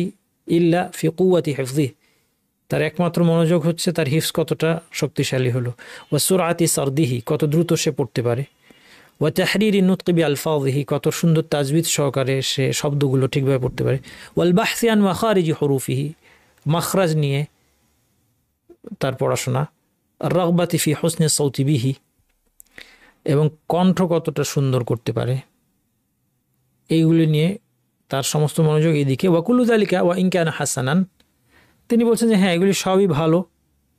ওয়ালাকিন ফাওকাহু মা হুয়া আহাম, কিন্তু এর চেয়ে গুরুত্বপূর্ণ কিছু আছে। ফাওকাহু মা হুয়া আহাম ওয়া আতামু ওয়া আউলা ওয়া আহরা, এর চেয়ে গুরুত্বপূর্ণ, এর চেয়েও কমপ্লিট, এর চেয়েও অর্জন করার বেশি যোগ্য, কোরআন থেকে অর্জন করার বেশি যোগ্য কিছু আছে। সেটা কি? ওয়া হুয়া ফাহমু মাআনিহি, এটা হচ্ছে এর অর্থ বোঝা। অর্থ কতটুকু বুঝতে পারি আমরা কোরআনের, বা অর্থ নিয়ে আমাদের কতটুকু চিন্তাভাবনা আছে, পড়াশোনা আছে, গবেষণা আছে। ওয়াত্তাফাক্কুর ফিহি, কোরআন অর্থ নিয়ে চিন্তা করা। অর্থ নিয়ে চিন্তা করা মানে কিন্তু এই না যে অর্থ কী সেটা নিয়ে আমি চিন্তা করব। অর্থ কী সেটা আপনাকে নির্দিষ্ট পদ্ধতিতে জানতে হবে, জানার পর সঠিক অর্থটা নিয়ে চিন্তা করবেন যে এই অর্থটা, এর প্রয়োগ কোথায়। হ্যাঁ, মানে অর্থটা কি হবে এটা নিয়ে আপনি গবেষণা করে অর্থ বের করবেন তা না। কোরআনের অর্থ আমি আপনি গবেষণা করে বের করব না, এটা আমাদের জন্য স্পষ্ট করে দেওয়া হয়েছে এবং এটা জানার পদ্ধতি আছে, সেই পদ্ধতিতে আমরা জানবো। তারপর সে চিন্তা ওয়াল আমাল বি মুক্তাদা, এরপর কোরআনের আমল। আমাদের আকীদা, আমল, আখলাকের মধ্যে কোরআনের প্রতিফলন নাই। ওয়াল ওয়ুকুফু ইনদা হুদুদিহি, কোরআনের সীমারেখার সামনে দাঁড়িয়ে যাওয়া। ওয়া সামারাতু খাশিয়াতিল্লাহি তাআলা মিন হুসনি তিলাওয়াতিহি, এবং সুন্দর তেলাওয়াতের আসল ফলাফল হিসেবে আল্লাহ ভীতি অর্জন করা। সুন্দর তেলাওয়াত সুন্দর কণ্ঠ দিয়ে না, সুন্দর কণ্ঠের তেলাওয়াত তো অবশ্যই সুন্দর লাগে, কিন্তু সুন্দর তেলাওয়াতের এটা ইটসেলফ গোল না। এটার একটা মূল লক্ষ্য ছিল যে এই সুন্দর তেলাওয়াতের মাধ্যমে অন্তরের মধ্যে একটা আন্দোলন তৈরি হবে, এবং এটা শুধু সুরের আন্দোলন না, অর্থের একটা আন্দোলন। সুন্দরভাবে যখন আপনাকে তেলাওয়াত করছে কেউ এবং সে যখন নিজে বুঝে, আপনি দেখবেন আপনার নামাজটা হালকা লাগবে। আরেকজন লোকে দেখবেন যে নামাজটা আপনার জন্য ভারী হয়ে যায়। আপনাদের কি এরকম হয়? আমার এটা খুব কষ্ট, এটা আমার খুব কষ্ট হয়।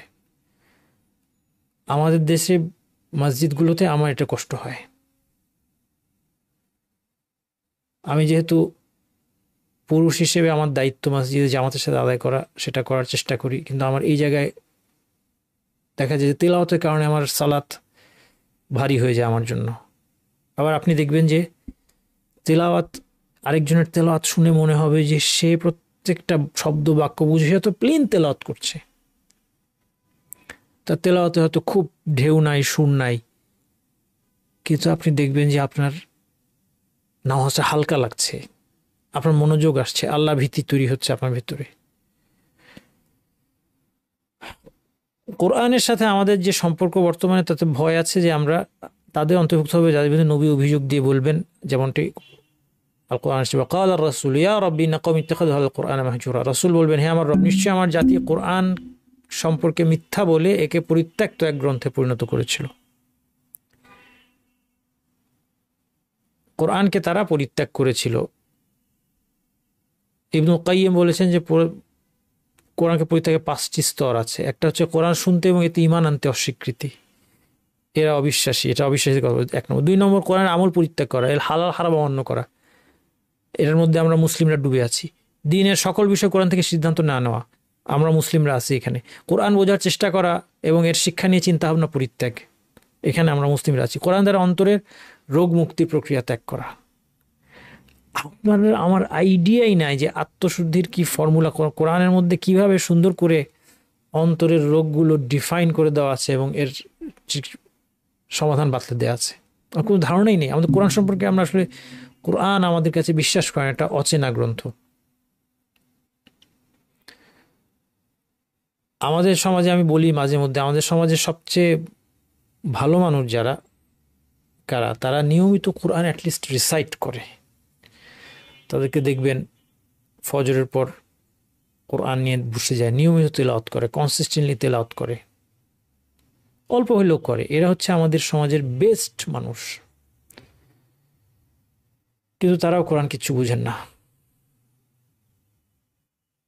কারণ কোরআন বোঝা কোনো দরকারই নাই, এটা এটা এটা প্রশ্নের বাইরে, এটা আমাদের টেবিলে নাই, আলোচনার টেবিলে এটা নাই, এটা এজেন্ডার মধ্যে নাই।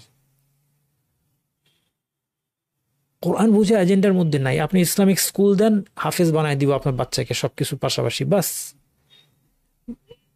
কবে আমার বাচ্চা হাফেজ হবে মিষ্টি খাওয়াবো? কিচ্ছু না বুঝলেও কোনো অসুবিধা নেই, কোরআন বোঝার দরকার কি? বুঝলি হাফেজ আমার বাচ্চা, আমি বলতে পারবো হাফেজ। অথবা তারাবি, তার পিছনে তারাবি পড়ে আমি গর্বিত, আমার বাচ্চা তারাবি পড়াচ্ছে, সবই ভালো। কিন্তু আসল যেটা কোরআন বোঝা, এটা আমাদের টেবিলেই নাই, আলোচনার টেবিলেই নাই, এটা এজেন্ডার বাইরে, এটা এজেন্ডা থেকে কেটে দিয়েছি আমরা।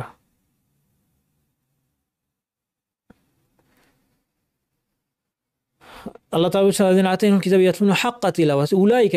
যাদেরকে আমি কোরআন দিয়েছি আর তারা কিতাব দিয়েছি আর তারা যথাযথভাবে তেলাওয়াত করে, তারা আসলে এর প্রতি ইমানদার।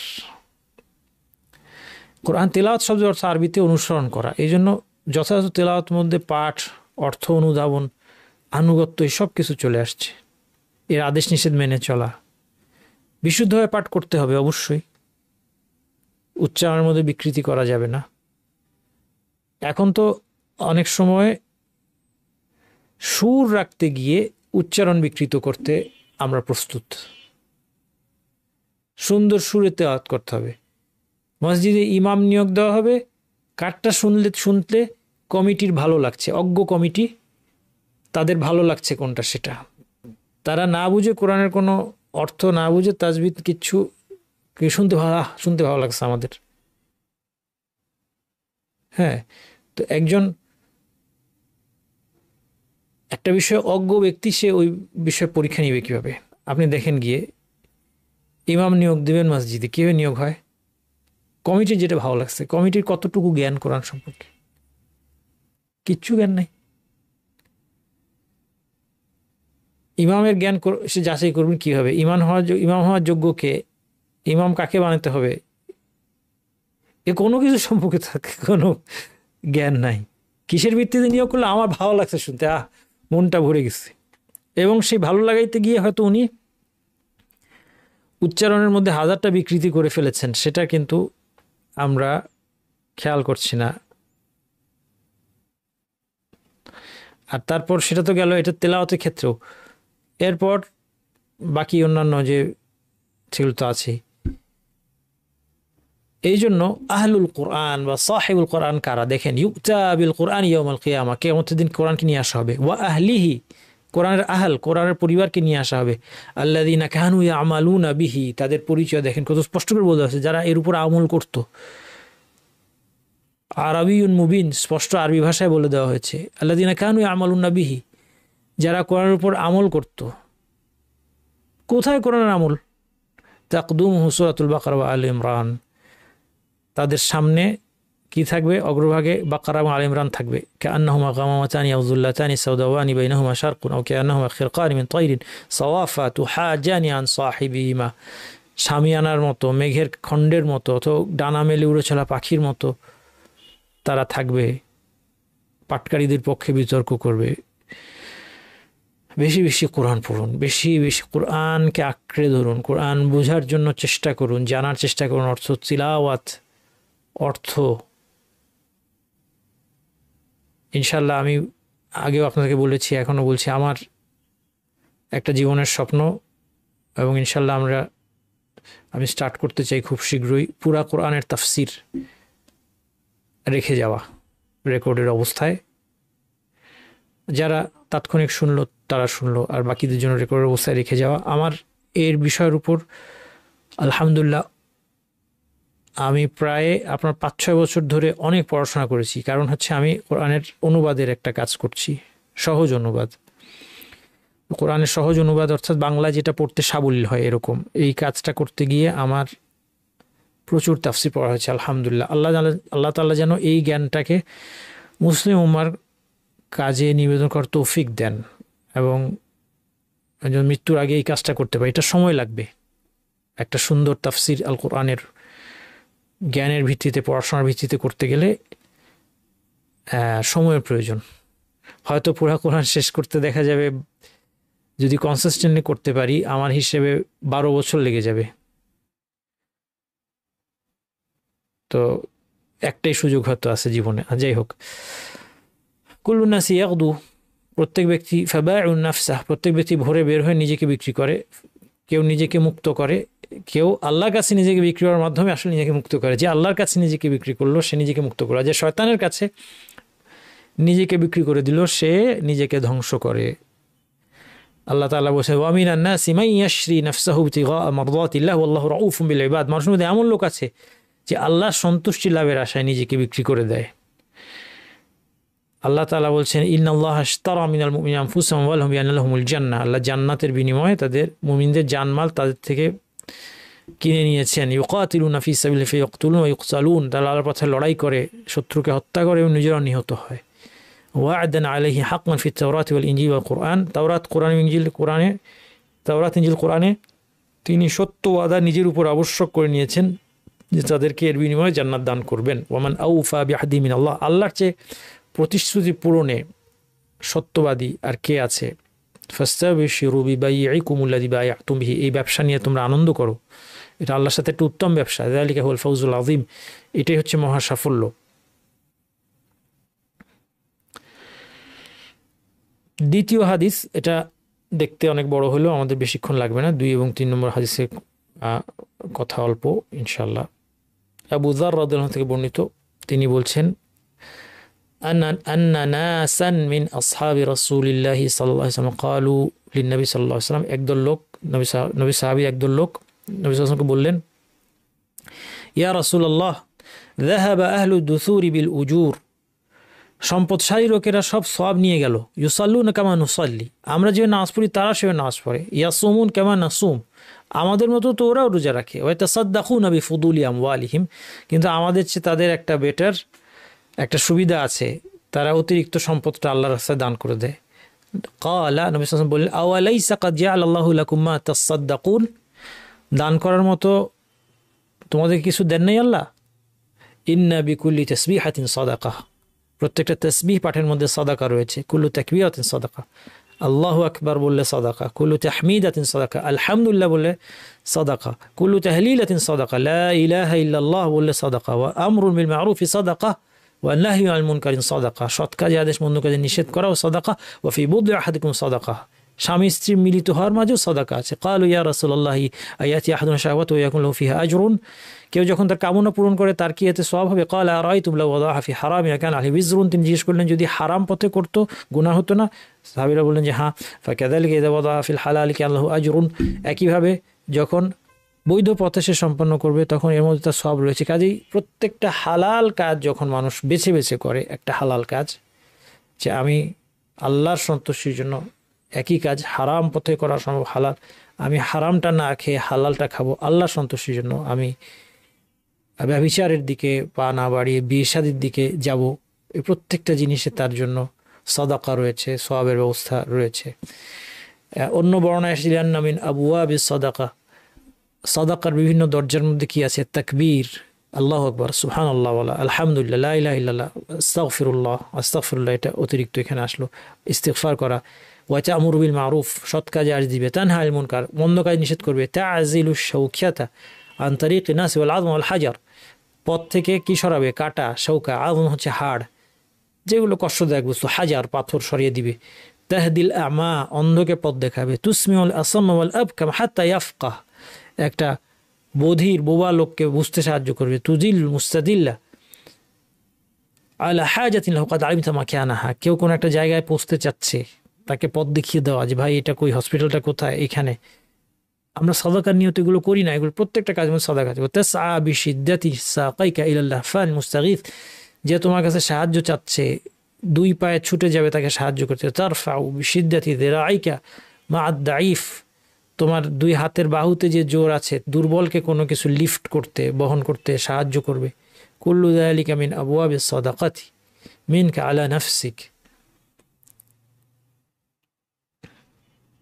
আমার উস্তাদ একটা মজার গল্প বলতেন আমাকে, মানে বলেছিলেন আর কি। আমার কোরআনের উস্তাদ, আপনাদেরকে মজার গল্পটা একটু বলি। আমরা একবার ট্রেনে উঠলাম, যার কাছে আমি হাফস রিওয়ায়াতের সনদ নিয়েছি আর কি, সুদানি রাহিমাহুল্লাহ, মারা গিয়েছেন। তো ট্রেনে ওঠার পর উনি টিকিট পায় নাই, মানে উনি পেয়েছে হলো স্ট্যান্ডিং টিকিট,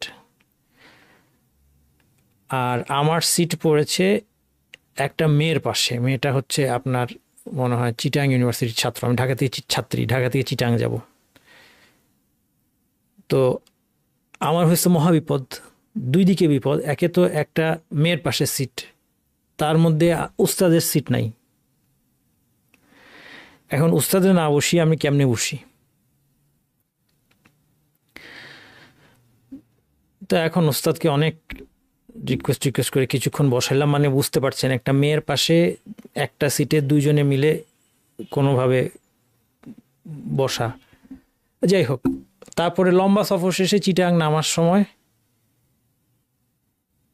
উস্তাদ আমাকে বলে যে তুমি মেয়ের ব্যাগটা নাও, সুটকেসটা নাও। আমি তো অবাক হয়ে গেলাম। উনি আমাকে দিয়ে ওই মেয়ের সুটকেস নামাইলো। তারপর আমাকে উনি বলতেছে যে তোমরা বাংলাদেশে আলেমরা মানুষকে কোনো হেল্প করো না। তুমি দেখলা ওই মেয়েটা একলা, ওর সুটকেসটা বহন করার কোনো উপায় নাই, কেউ নাই, তুমি সুটকেস নামাই দিলে না কেন? তারপর সে আমাকে বলতেছে যে উনি বলতেছে যে এরকম উনি একবার ট্রেনে একটা বয়স্ক লোক বাংলাদেশি, আর উনি তো সুদানি লোক, তো একটু লম্বা ছিলেন, ছিপছিপে আর একটু ডার্ক কালার, খুব খুব হ্যান্ডসাম ছিলেন দেখতে, কিন্তু ডার্ক কালার আর একটু ছিপছিপে লম্বা। তো বাংলাদেশি একজন বয়স্ক লোক, তিনি মনে ব্যাগ রাখার জায়গা পাচ্ছেন না। তো সুদানি ওস্তাদ আমার, উনি বলছেন যে ব্যাগটা আমার কাছে দেন, আমি ধরি। তো বলছেন যে ওই লোক মনে করছে মনে হয় ব্যাগ নিয়ে দৌড় দিবে, তো সে আরও শক্ত করে বুকের মধ্যে ব্যাগটা আঁকড়ে ধরছে। তো বাংলাদেশে হচ্ছে এই অবস্থা।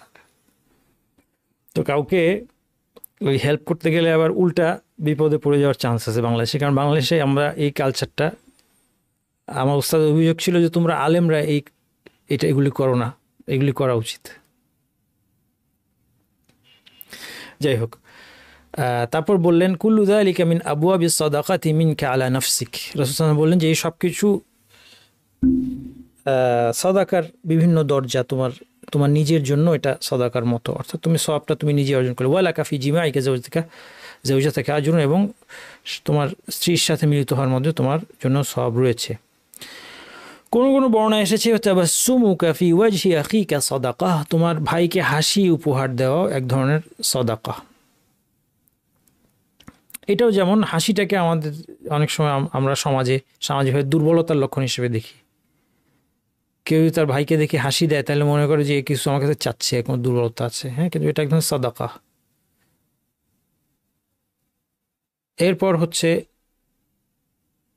সর্বশেষ হাদিস, রাসূল সাল্লাল্লাহু আলাইহি ওয়াসাল্লাম বলছেন, আবু হুরায়রা রাদিয়াল্লাহু আনহু বর্ণিত, রাসূল সাল্লাল্লাহু আলাইহি ওয়াসাল্লাম বলছেন কুল্লু সুলামা মিনান নাসি আলাইহি সাদাকাতুন কুল্লা ইয়াউমিন তাতলু ফিহি শামস। প্রত্যেকটা সুলামা হচ্ছে প্রত্যেকটা হাড় এবং হাড়ের জয়েন্টের কথা বলা হচ্ছে। মানুষের প্রত্যেকটা হাড় এবং জয়েন্টের উপর প্রতিদিন সূর্য উঠে যখন, অর্থাৎ প্রত্যেকটা দিন বোঝানো হচ্ছে আর কি, কারণ সূর্য তো প্রতিদিনই ওঠে, প্রতিদিন তার জন্য সাদাকা করা তার কর্তব্য।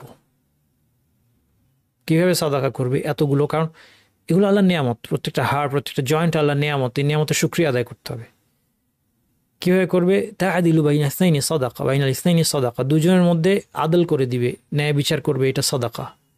এই ন্যায় বিচার কিন্তু এটা কিন্তু সবার, অনেকের এটা শুধু ন্যায় বিচার করা মানে কি শুধু বিচারক, কোর্টের বিচারক না, আপনি আপনার ঘরের সন্তানদের মধ্যে ন্যায় বিচার করা, এটা সাদাকার নিয়তে করবেন। প্রতিষ্ঠানে, স্কুলে শিক্ষক ছাত্রদের মধ্যে ন্যায় বিচার করা, আপনার অফিসে কর্মচারীদের মধ্যে ন্যায় বিচার করা। ওয়া তুঈনু রাজুলা ফি দাব্বাতিহি, একজন ব্যক্তিকে তার বাহনে উঠতে সাহায্য করবে। ফাতাহমিলহু আলাইহা, তাকে বাহনে তুলে দিবে।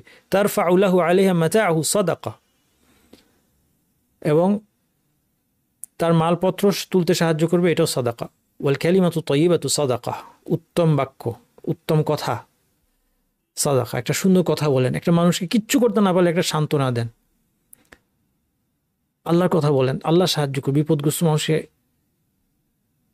এটাও সাদাকা। আপনি বলেন যে আল্লাহ ভরসা করেন, আল্লাহকে চান, আল্লাহকে দোয়া করেন, আল্লাহ আপনার বিপদ দূর করে দেন, এই কথাগুলো বলেন, ওয়াবিকুল্লি খুতওয়াতিন তামশিহা ইলা সলাতি সাদাকা, সালাতের প্রত্যেকটা স্টেপ সাদাকা। তুমিতুল আযা আনিত তারিকি সাদাকা, পথ থেকে কষ্টদায়ক বস্তু সরিয়ে দেওয়া,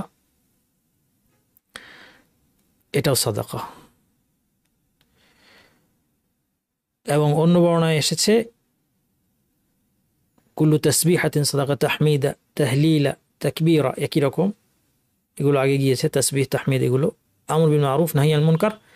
এরপরে এখানে বাড়তি ইউজজিউ মিন যালিকা রাকআতানি ইয়ারকিউহুমা মিনাদ দুহা, এই সব যে অঙ্গ প্রত্যঙ্গের উপর যতগুলো সাদাকা করা কর্তব্য, 2 রাকাত সালাতুদ দুহা আদায় করলে এই সবগুলো সাদাকা করা হলো। আলহামদুলিল্লাহ, আজকে আমরা অনেকগুলো ভালো কাজের দরজা সম্পর্কে জানতে পারলাম। আল্লাহ সুবহানাহু ওয়া তাআলা যেন আমাদেরকে ভালো কাজগুলো করার তৌফিক দান করেন।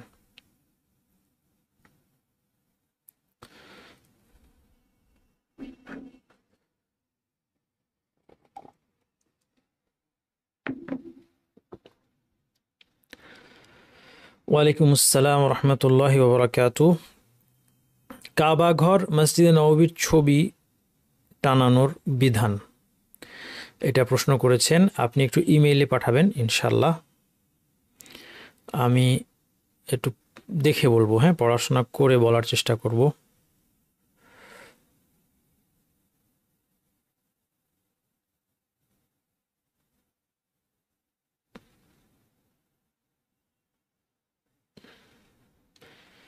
আহ 307 পৃষ্ঠায় বইয়ের একটা ভুল এসেছে। আচ্ছা, বলছেন জাযাকুমুল্লাহু খায়রান,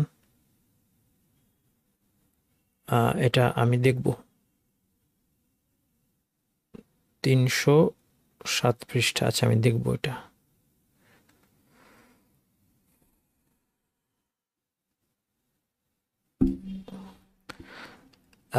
সূরা ফুরকানের 74 নম্বর আয়াত, ওয়ালাইকুম আসসালাম, যে দোয়া রব্বানা হাবলানা মিন আজওয়াজিনা, আজওয়াজের মধ্যে স্ত্রী বা স্বামী উভয়ে ইনক্লুডেড,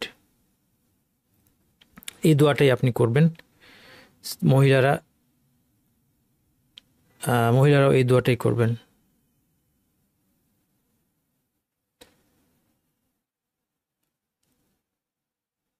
আল্লাহু ফিস সামা অর্থ হচ্ছে আল্লাহ উপরে, আল্লাহ ঊর্ধ্বে। হ্যাঁ, মানে আল্লাহ আকাশ দ্বারা আবৃত না। যেটা বলতে যাচ্ছেন যে আল্লাহু ফিস সামা মানে কি আকাশ আল্লাহকে এনকম্পাস করে আছে, ঘিরে আছে, তা তো না। আল্লাহ ঊর্ধ্বে, আল্লাহু ফিস সামা বলতে মানুষ এটাই বুঝে যে আল্লাহ সব কিছুর উপরে, এটাই বুঝে। হ্যাঁ, এই অর্থটাই মানুষ বুঝে। টেলিগ্রামের লিঙ্ক শেয়ার, হ্যাঁ, করতে পারবেন, অবশ্যই, কোনো অসুবিধা নাই।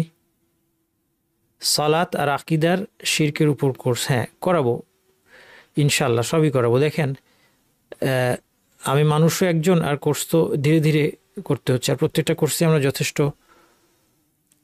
বিস্তারিত করার চেষ্টা করছি সুন্দর করে, তো সেই জন্য তো সময় তো লাগবেই, একসাথে অনেক কিছু তো করতে পারবো না। আচ্ছা,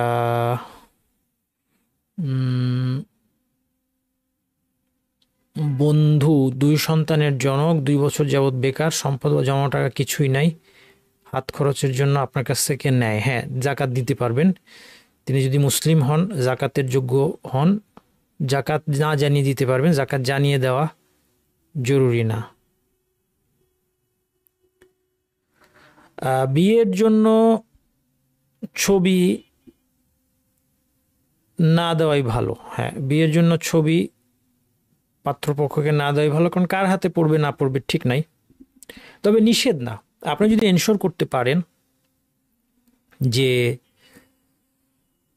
যিনি বিয়ে করতে আগ্রহী শুধু তিনি ছবিটা দেখবেন, তার জন্য ছবিটা দেখা জায়েজ। হ্যাঁ, এটা যদি এনশোর করতে পারেন, এবং ছবির মধ্যে যদি আপনার চেহারার সাথে খুব বড় ধরনের ফারাক না থাকে, তাহলে এটা বৈধ। কিন্তু এখনকার সময়ে না দেওয়া আপনার সিদ্ধান্ত ঠিক আছে। তো এইভাবে, কারণ ওপেন ছবি সহ বায়োডাটা মানুষের কাছে বিতরণ করা মানেই হচ্ছে আপনার ছবি অনেকে দেখে ফেলবে, এটা তো ঠিক না। এটা বুঝাবেন, হ্যাঁ বুঝাবেন, অশান্তি হয়, ধৈর্য ধারণ করেন। এটা নিয়ে হয়তো বাসার লোকজন বুঝতে চাচ্ছে না, ধৈর্য ধারণ করেন, বলেন যে খোঁজখবর নিয়ে পাত্র যাকে উপযুক্ত মনে করবে, যে যাকে সে বাসায় এসে দেখে যাবে আপনাকে।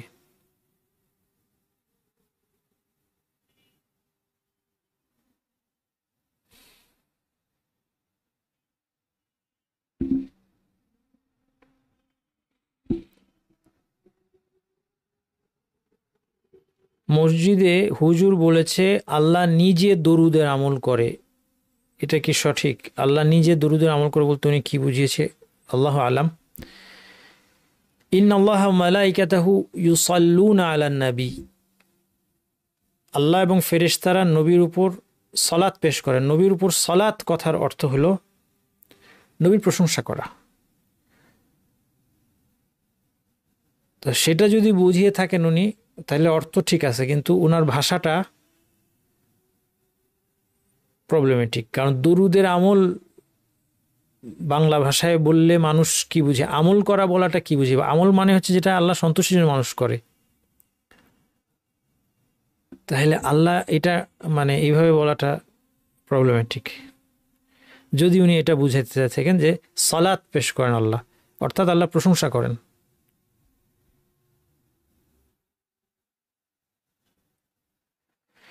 ওয়ালাইকুম আসসালাম রাহমাতুল্লাহ। উমরা করতে গেলে বিদায়ী উমরা করা, না বিদায়ী উমরা বলে কিছু নাই। হ্যাঁ, বিদায়ী উমরা বলে কিছু নাই। বিদায়ী তওয়াফ আছে, সেটা হচ্ছে হজের ক্ষেত্রে বিদায়ী তওয়াফ।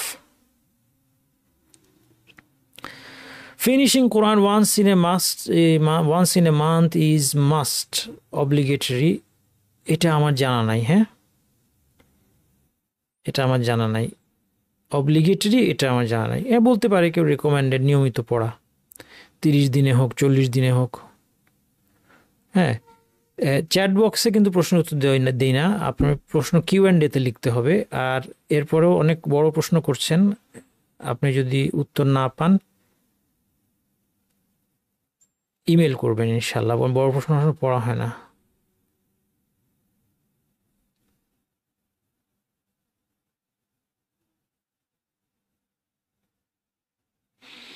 স্কুল নিয়ে প্রশ্ন করেছেন, ছেলে মেয়ে একসাথে কো-এডুকেশন, আরেক জায়গায় হচ্ছে দাঁড়িয়ে রাখতে দিবে না ছেলেকে, এসব কোনো স্কুলই দিবেন না। দরকার হলে বাসায় রেখে দেন বসায়। যেখানে দাঁড়িয়ে রাখতে দিবে না আবার ছেলে মেয়ে একসাথে, এসব স্কুলে দিবে না। কোনো একটা ইসলামিক স্কুল খুঁজে বের করেন, একটু কষ্ট করতে হবে, স্যাক্রিফাইস করতে হবে। এখনকার যুগেরটা এমন যে বাচ্চাকে যদি ইসলামকে মানুষ করতে চান, স্যাক্রিফাইস করার উপায় নেই, শর্টকাট কোনো সমাধান পাবেন না। What is your opinion on Bengali food habits, wanting fresh meals with several curries daily, when this often keeps women busy with cooking and cleaning, leaving little time to practice and learn Islam? How can this be balanced?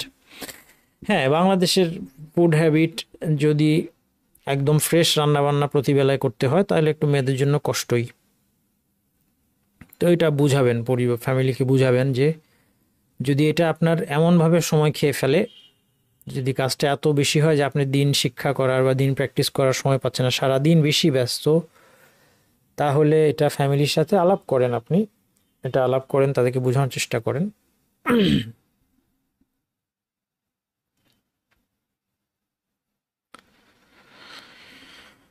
শয়তানের ওয়াসওয়াসার মধ্যে পড়ে যান, মুক্ত থাকতে হলে কি করতে পারেন? শয়তানের ওয়াসওয়াসা থেকে মুক্ত থাকার জন্য জিকিরগুলো পড়বেন, যেগুলো আপনি পড়েন, আপনি বলেছেন। ওয়ালাইকুম আসসালাম রহমতুল্লাহ বরকাতুহু। জিকিরগুলো করবেন। এছাড়া আপনার সাইকিয়াট্রিস্টের সাথে, একজন ধার্মিক সাইকিয়াট্রিস্টের সাথে কথা বলে দেখতে পারেন আপনার ওষুধের দরকার আছে কিনা বা কাউন্সেলিংয়ের দরকার আছে কিনা। আর ওয়াসওয়াসা যতক্ষণ হবে, ওয়াসওয়াসকে দমন করার চেষ্টা করবেন, দূর করার চেষ্টা করবেন। কোনো কাজে নিজেকে ব্যস্ত রাখার চেষ্টা করবেন। আপনার মস্তিষ্ক যেন ফ্রি পড়ে না থাকে। যেমন লেকচার শুনলেন সারাক্ষণ, আপনি ওয়াসওয়াসা আসার চিন্তা করার বেশি সুযোগ দিবেন না, খালি চিন্তা করার কোনো সুযোগ রাখবেন না, ইত্যাদি। আল্লাহকে সাহায্য চান ইনশাল্লাহ। আর ইবাদতের মধ্যে ওয়াসওয়াসা আসলে সন্দেহটাকে পাত্তা দিবেন না আর কি। দূর যে সন্দেহ হলো, যদি ওয়াসওয়াসা আপনার বেশি হয়, তাহলে ইবাদতের ক্ষেত্রে কি করবেন? সন্দেহ হচ্ছে 2 রাকাত না 3 রাকাত, এই ক্ষেত্রে 3 রাকাত হয়েছে, নামাজ ধরবেন উল্টা। নর্মাল মানুষ যার ওয়াসওয়াসা নাই, সে ধরবে 2 না 3, সন্দেহ হলে 2 ধরবে, আপনি ধরবেন বেশিটা, যেন এটা দূর হয়ে যায় আস্তে আস্তে।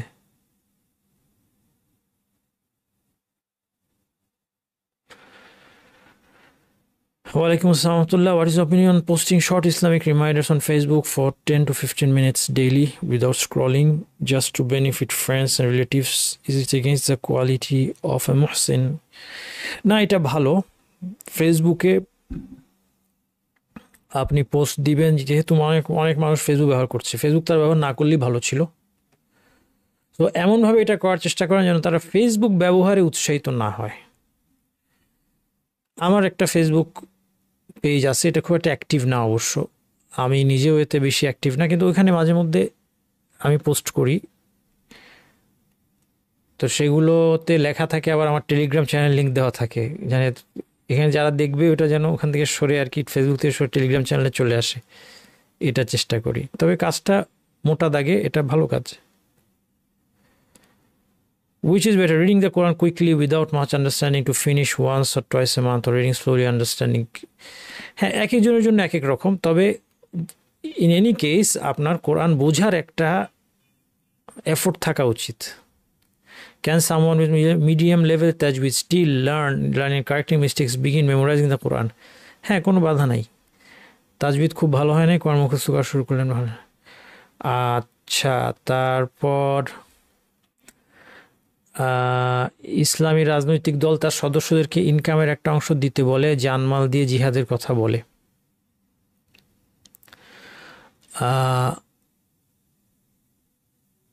এটা জিহাদের কথা বলে না, এটা জিহাদ নয়, এটা জিহাদ নয়। আর আসলে আমাকে প্রশ্ন করছেন, আমি তো এই ইসলামী রাজনীতি বলে যেটা চালু আছে সেটার বিপক্ষে। আমি, তারা আমাদের দিনী ভাই, মানে বিপক্ষে মানে তা সে যারা যেটা করছেন আমার শত্রুতা না, তাদেরকে আমি খুবই ভালোবাসি।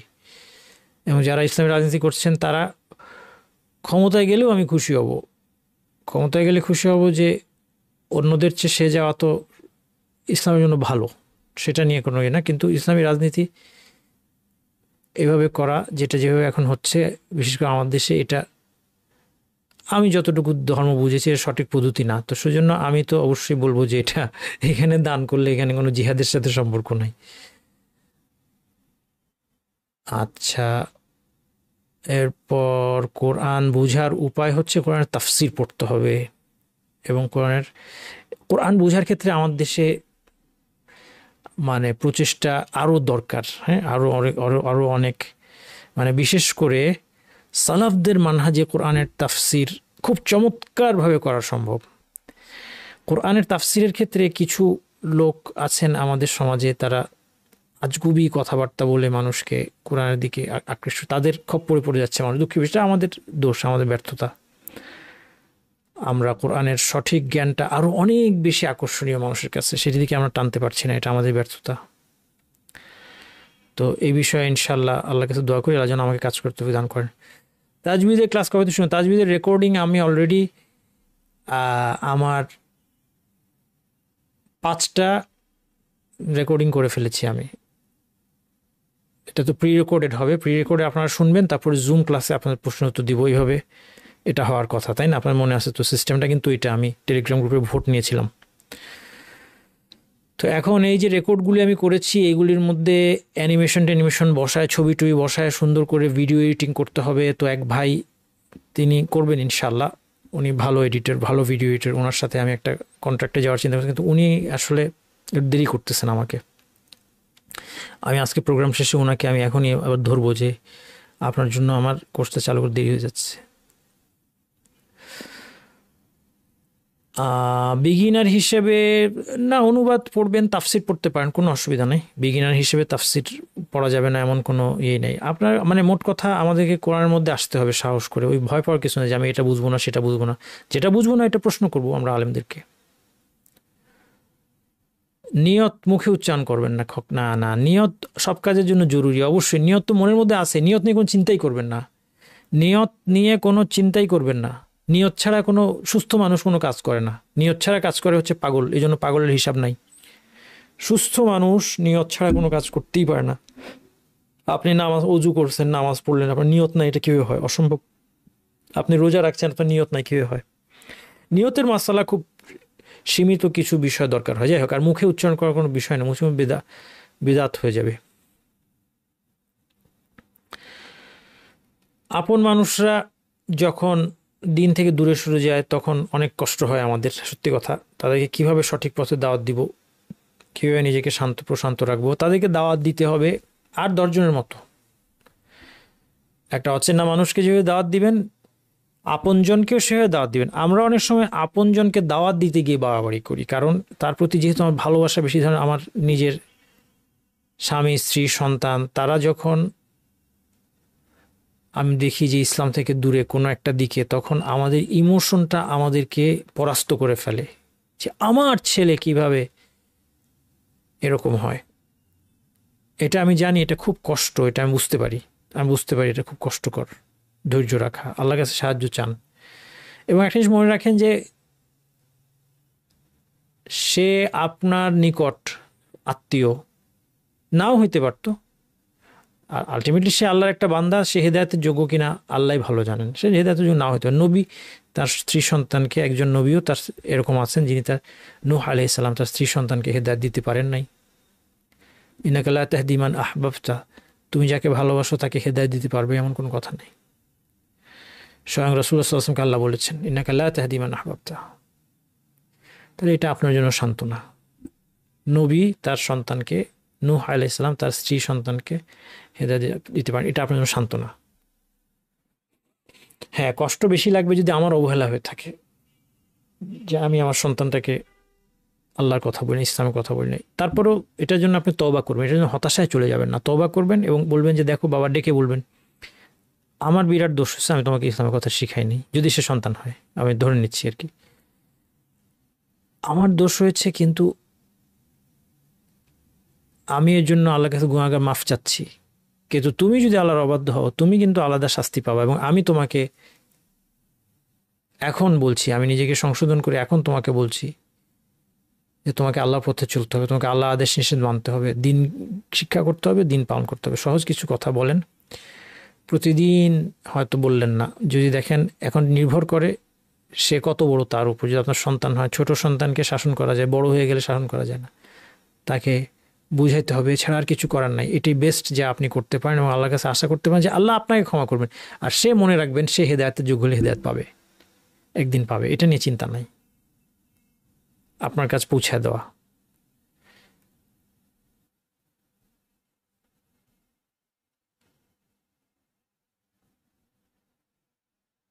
আমি পেশাগতভাবে কি করি? হ্যাঁ, অনেক পার্সোনাল প্রশ্ন। আমি একজন কম্পিউটার ইঞ্জিনিয়ার ছিলাম, এরপর আমি তো দ্বীনি লাইনে পড়াশোনা করেছি, দাওরায়ে হাদিস দিয়েছি, যেটাকে আপনারা মৌলানা বলেন। আর এছাড়া অন্যান্য আলেমদের কাছে দিন শিক্ষা করেছি। এখন আমি আসলে দিন শেখানোর কাজই করি। আমার বাবার স্কুল আছে, SCD, school for community development, ওখানে বেশ কিছু গুরুত্বপূর্ণ দায়িত্বে আছি, কোরআন এবং অ্যারাবিক শিক্ষা রিলেটেড। আর বাকি এর তো আপনাদেরকে 30 কোর্স করাই, এবং ইউটিউব কেন্দ্রিক আমার যে কার্যক্রম, এগুলোই। হ্যাঁ, রাজনীতি নিয়ে প্রশ্ন করেছেন। রাজনীতি, যেটা আমি বললাম যে আমার জ্ঞানে থেকে যদি আপনি বলতে বলেন, এখন বাংলাদেশে যে ইসলামী রাজনীতি চালু আছে, দেখেন তারা আমাদের ভাই। বাংলাদেশে যারা ইসলামী রাজনীতি করছে তারা আমাদের দ্বীনি ভাই, এবং তারা অন্যদের থেকে আমাদের কাছে, এবং তাদের সাথে আমাদের সম্পর্ক হবে নসিহতের সম্পর্ক। ঠিক আছে? আপনি কি ভুলের ঊর্ধ্বে? আমি কি দোষের ঊর্ধ্বে? না, আমার দোষ আছে, পাপ আছে, আপনার পাপ আছে, তাই না? আমার আপনার আছে। আমার ভাই, যে ভাই রাজনীতি করে, সেই ভাই কি দোষের ঊর্ধ্বে? না, সে আমার দ্বীনি ভাই, সেও তারও দোষ আছে। আমাদের সবার সম্পর্কটা কি হবে? নসিহতের সম্পর্ক। আমি যদি আপনার মধ্যে দোষ দেখতে পাই, কোরআন সুন্নাহর আলোকে আপনাকে আমি বুঝাবো যে ভাই আপনার এটা ঠিক না। আপনি যদি আমার মধ্যে দোষ দেখতে পান, আপনি আমাকে বুঝাবেন, সংশোধন হওয়ার কথা বলবেন। আমাদের রাজনীতি যে ভাই করতেছে আমার শত্রু না, তাকে আমি দলিল দিয়ে বুঝাবো। সে যদি মানে ভালো, না মানলে আচ্ছা, তার হিসাব সে আল্লাহর কাছে দিবে। ব্যক্তিগতভাবে আমি আপনাকে বলবো যে রাজনীতিতে জড়াবেন না। আচ্ছা, শাওয়ালের রোজার প্রশ্নটা অনেক বড়, প্লিজ ইমেল করবেন।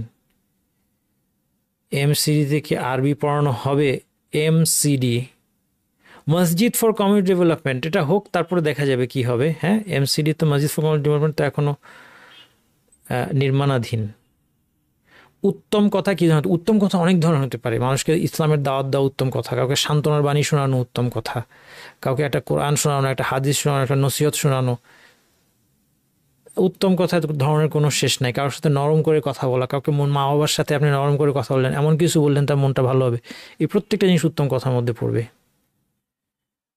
আচ্ছা, দুহা সালাতের সময় শুরু হয় কখন থেকে? সূর্য উঠে যাওয়ার 15 মিনিট, সূর্যোদয়ের যে টাইমটা আছে তার 15 মিনিট পর থেকে নিয়ে জোহরের ওয়াক্তের আগ পর্যন্ত।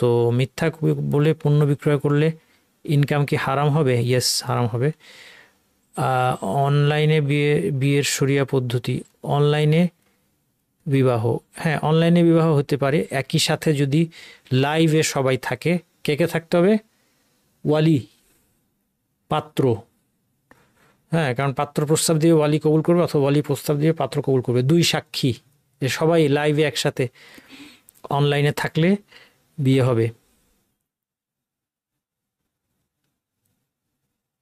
ভুলবশত গীবত হয়ে গেলে তার কাছে মাফ চাওয়ার সম্ভাবনা হয়, তার জন্য দোয়া করবেন। তার পক্ষ থেকে কিছু দান করতে পারেন, যদি মারা যায় গিয়ে থাকে তার জন্য দোয়া করবেন বেশি বেশি। আল্লাহ যেন, আল্লাহর কাছে চাইবেন যে আল্লাহ কিয়ামতের দিন যেন মিটমাট করে দেন আল্লাহ। আচ্ছা, আপনাদের রাজনীতি নিয়ে আজকে দেখি প্রশ্ন একদম ভেসে যাচ্ছে, দরকার নেই, আর যা বলার বলছি। সকাল সন্ধ্যা তসবির সময় হচ্ছে ফজরের ওয়াক্ত হওয়ার পর থেকে, ফজরের ওয়াক্ত যখন হয় তখন থেকে নিয়ে আপনি সকালের তসবিটা পড়তে পারেন। কেউ কেউ বলেছেন একদম জোহরের ওয়াক্তে আগ পর্যন্ত টাইম থাকে, তবে আর্লি পড়ে ফেলার চেষ্টা করবেন। আর বিকালেরটা হচ্ছে আসরের পর থেকে শুরু করে মাগরিবের পরেও, মাগরিবের ঠিক পরপর পড়লেও হবে ইনশাল্লাহ, এর পক্ষে আলেমদের মত আছে। অজু করার পর 2 রাকাত নামাজ পড়তে পারবো? হ্যাঁ, কেন পারবেন না। জোহরের 4 রাকাত সুন্নত পড়ার আগে আমি সবসময় 2 রাকাত নামাজ পড়তাম আগে, কিন্তু এখন আমরা কিছু অজুর নামাজ সুন্নত নামাজের একই নিয়ত করি। হ্যাঁ, একই নিয়তে করতে পারবেন, অসুবিধা নাই। লম্বা প্রশ্নগুলো স্কিপ করে যাই। আবারও বলছি, ইমেল করে দিয়েন লম্বা কোশ্চেন উত্তর না পেলে। কপিরাইট নিয়ে প্রশ্ন করেছেন, crack version file, Windows, Photoshop, এগুলি এটা জটিল এবং মতভেদপূর্ণ মাসালা। জটিল এবং মতভেদপূর্ণ মাসালা। 3টা মত আছে। একটা মত হচ্ছে কপিরাইট অবশ্যই মানতে হবে, আর দ্বিতীয় মত হচ্ছে কপিরাইট মানার কোনো প্রয়োজন নাই। মাঝামাঝি মত হচ্ছে কপিরাইট ব্যক্তিগত প্রয়োজনে কপিরাইটের ভঙ্গ করা যেতে পারে। বিষয়টা নিয়ে আরও গবেষণার দরকার আছে, এবং আপনার সফটওয়্যার, বই বা কি প্রোডাক্ট, এগুলির ক্ষেত্রে হয়তো বা আলাদা করার দরকার আছে। মশালাটা খুব আমার কাছে খুব পরিষ্কার না এখনও, তো এই জন্য খুব ডিসাইসিভ কিছু বললাম না। ওয়ালাইকুম আসসালাম রহমতুল্লাহ। ছেলেদের জন্য বাংলাদেশের কোন ইউনিভার্সিটি ভালো? ছেলেদের জন্য বাংলাদেশে কোন ইউনিভার্সিটি ভালো, কোন সাবজেক্টে পড়বে সেটার উপর বেস করে হয়তো এটা ভ্যারি করবে উত্তরটা, তাই না? আমার ধরেন কিছু ইউনিভার্সিটি আছে যেমন আপনার যেগুলোতে ছেলে মেয়ে আলাদা একসাথে পড়াশোনা হয় না, সেগুলি অবশ্যই ভালো হবে, কিন্তু সেগুলো ক্যারিয়ারের দিক থেকে ভালো হবে কিনা সেটা একটা কথা। আপনি আসলে কোন পার্সপেক্টিভে জানতে চাচ্ছেন সেটা একটা প্রশ্ন।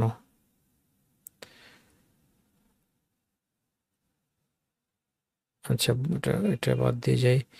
ইশরাক, দুহা, আওয়াবিন, এগুলি সব একই নামাজ। হ্যাঁ, আর্লি পড়লে এটাকে বলে ইশরাক, আর্লি পড়লে। সলাতুল দুহা হচ্ছে সবগুলোর কমন নাম হচ্ছে দুহা। দেরি করে পড়লে এটার নাম হচ্ছে সলাতুল আওয়াবিন, যেটা বেটার, দেরি করে পড়লে বেশি। উসাইদ, হ্যাঁ উসাইদ একজন সাহাবীর নাম, উসাইদ একজন সাহাবীর নাম। প্রবাসী পাত্র বিয়ে করতে চায় না বেশিরভাগ পাত্র, যদিও ছেলেটা দিনদার। এখন দিনদার প্রবাসীর কি করণীয়?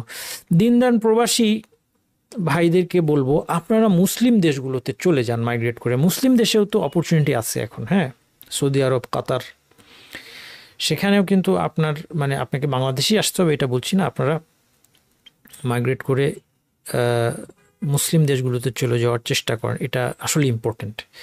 তো যেই বোনেরা অবিশ্বাসীদের দেশে স্বামীর সাথে যেতে চান না বলে বিয়ে করবেন না, এটা তাদের একটা ভ্যালিড পয়েন্ট, এটা খুব ইম্পর্টেন্ট, কারণ অবিশ্বাসীদের দেশের অনেক বড় বিপদ।